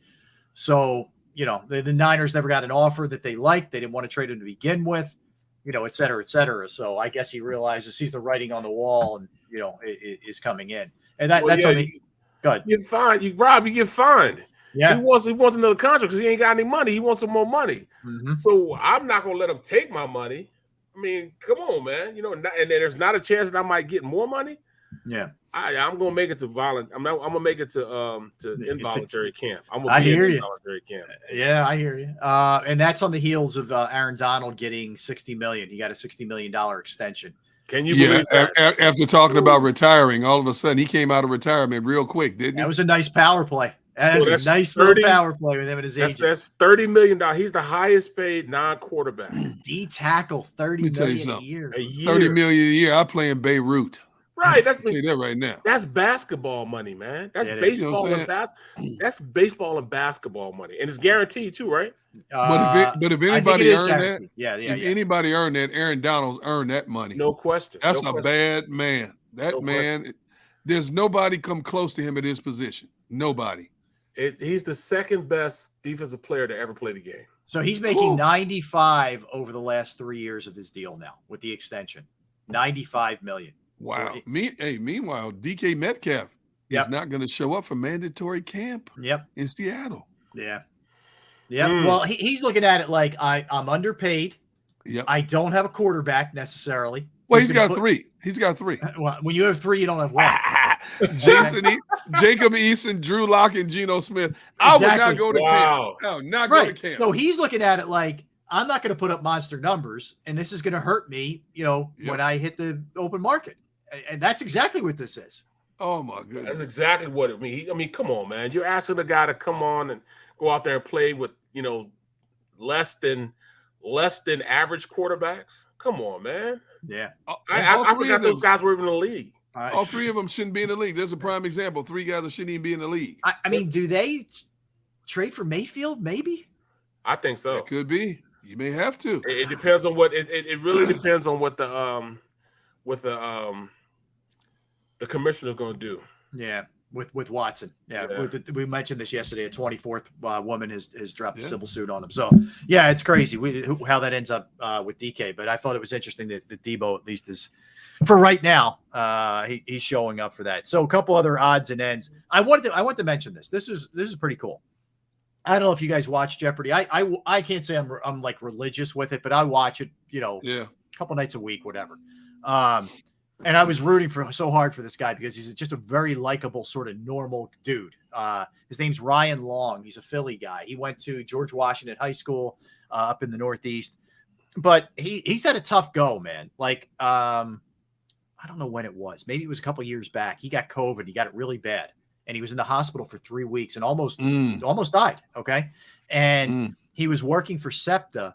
And I don't know what happened, but he ended up losing his job, I think, because he missed so much time with COVID. I don't know the full story. So he's a rideshare guy. So, he's like Ubering, Lyft, whatever. He's doing what he's got to do to hustle. He's got an 8-year-old son, just trying to make ends meet. Dude didn't graduate college or anything like that, but ended up on Jeopardy. Long story short. Don't you know this guy wins out for 3 straight weeks? He won 16 straight games of Jeopardy and won more than $300,000. It finally came to an end last night. That's we should try and get him on the show. I would love to talk to this dude. You ain't never lie. Yeah. So I'm rooting for the dude, and I'm glad to see. I hope everything, I hope this allows him to be able to kind of step up and do his thing. But he crushed it, man. He was very like understated with his answer. Be like, Mona Lisa. Like other people are like, he was just like low key Philly dude. He loves sports. He's a big sports fan. So we'll see if we get him on the show, man. But Ryan Long. Good dude. I'm gonna look it up. Those are the kind of rags to riches stories I love to hear, man. Yep. When you think you're down and out, you have nowhere to turn. All of a sudden, something happens for you that turn out to be a positive. Now, you figure out of $300,000, he might get $200,000 after his Uncle Sam gets his cut, but still, it puts him on a good track to do better things for him and his family, which is great, man. Yep. Pay your bills, man. That's all he's looking for. Now $200,000 don't last as long as it used to. Not a D-Gun house. What? Not a D-Gun house. D-Gun got big bills. D-Gun live in a big house. D-Gun got little pockets and big bills. Yes. It's well said. That's why I'm doing this show right now. Instead of out fishing. Yeah, he just likes hanging with us. That's all. Right. That's what it is. Well, sometimes that's not debatable. I love y'all, man. I love y'all. Yeah, we're feeling the love right now. Yeah. Love is like a stepbrother, right? Yeah. I'm a little emotional right now after that speech. Right. So a couple other odds and ends. We don't, like I said, we don't talk a lot of golf on the show, but I wanted to hit you with this one first. Tiger is going to skip the U.S. Open because he's just not healthy enough, which is the right move. If you watched him in that last one, man, he couldn't even get up and down the course. So he's sitting this one out. He's hoping to come back a little bit later for St. Andrews. He loves that. He loves St. Andrews. So he's hoping to play in St. Andrews, but he can't. He's just not there physically. So he's going to be sitting this one out. That's a right move for Tiger for sure.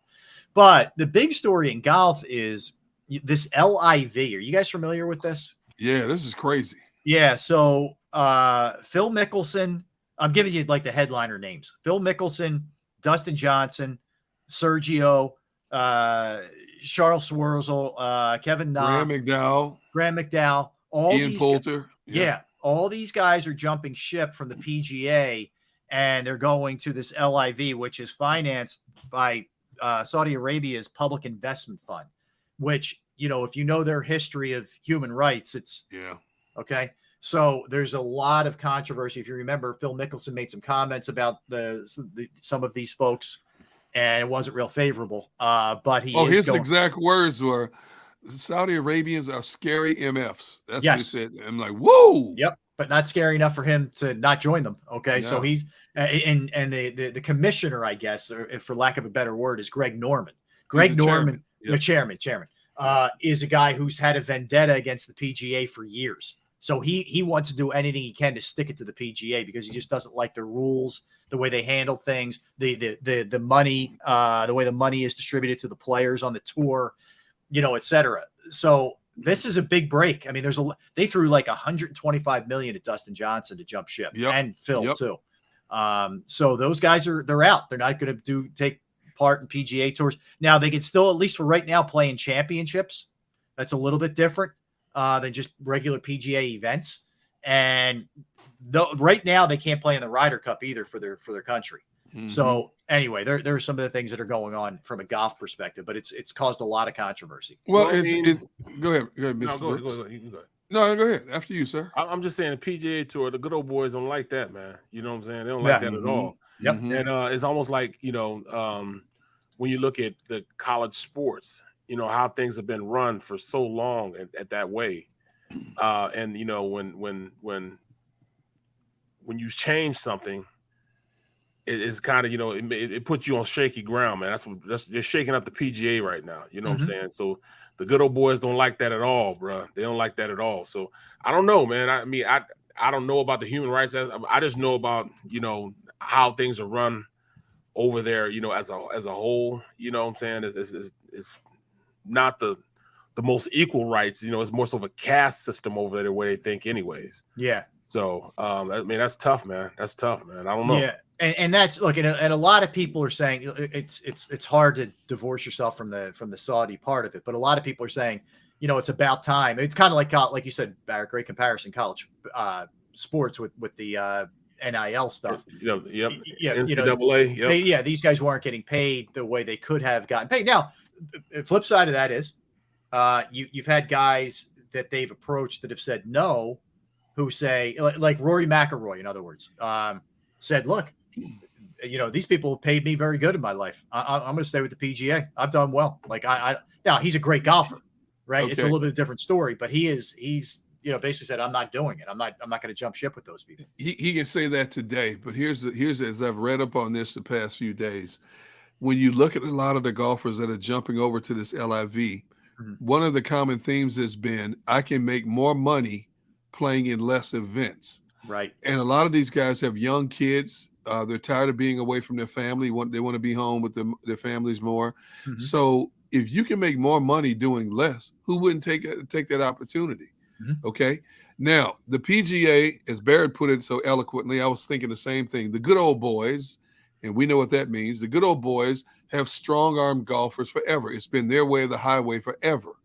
Now they're going to end up having to eat a little crow, because they're saying, if you do this, you're going to be suspended. You're going to be deleted.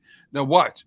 Once more and more golfers start seeing it the way some of these guys initially have jumped, when you start getting more of the bigger names to jump to this, the PGA is going to have to rethink its stance, because it goes under that old saying, don't cut off your nose to spite your face. Yes. See what I'm saying? You can say what you want to say now. You know what? This is our show. You do what we tell you to do. All of a sudden, the big names start dwindling because they're playing over in Europe, making more money. You can finish 20th over there in that tournament and make more money than you win a tournament here in the United States. Who wouldn't want to take care of have that opportunity and be home more with your family? Yep. Who would not want to take advantage of an opportunity like that?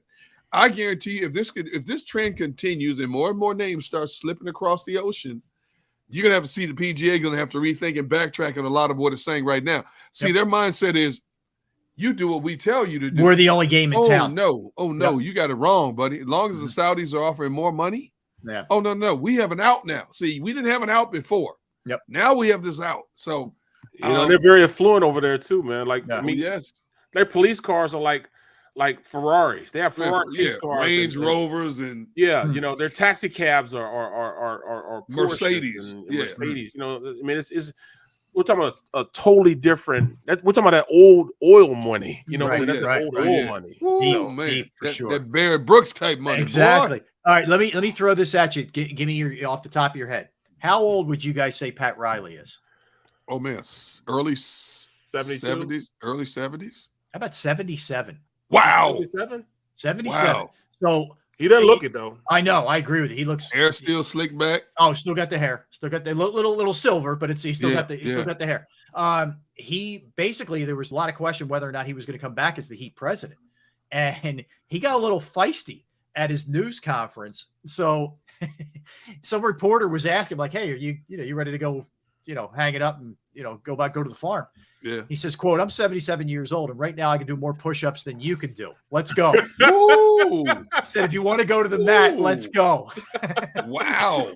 So he's still got a little fight in him, does Pat Riley. But wow. He said, "Look, we're too close for me to step away from this right now. I need to finish this business." And, he said, we're building this thing, and we got Jimmy Butler, and we were pretty close. We didn't get it done. But I need to finish this mission. I think maybe if they would have won it, maybe he walks away. But I mean, he still goes to every game. I mean, this dude is still really into it. He's not just some figurehead who you never even see anymore. He's in it. He's knee deep in it. Dude, what a blessing that is, man, to still be relevant at 77 years of age when most people are trying to scrape and get by in life.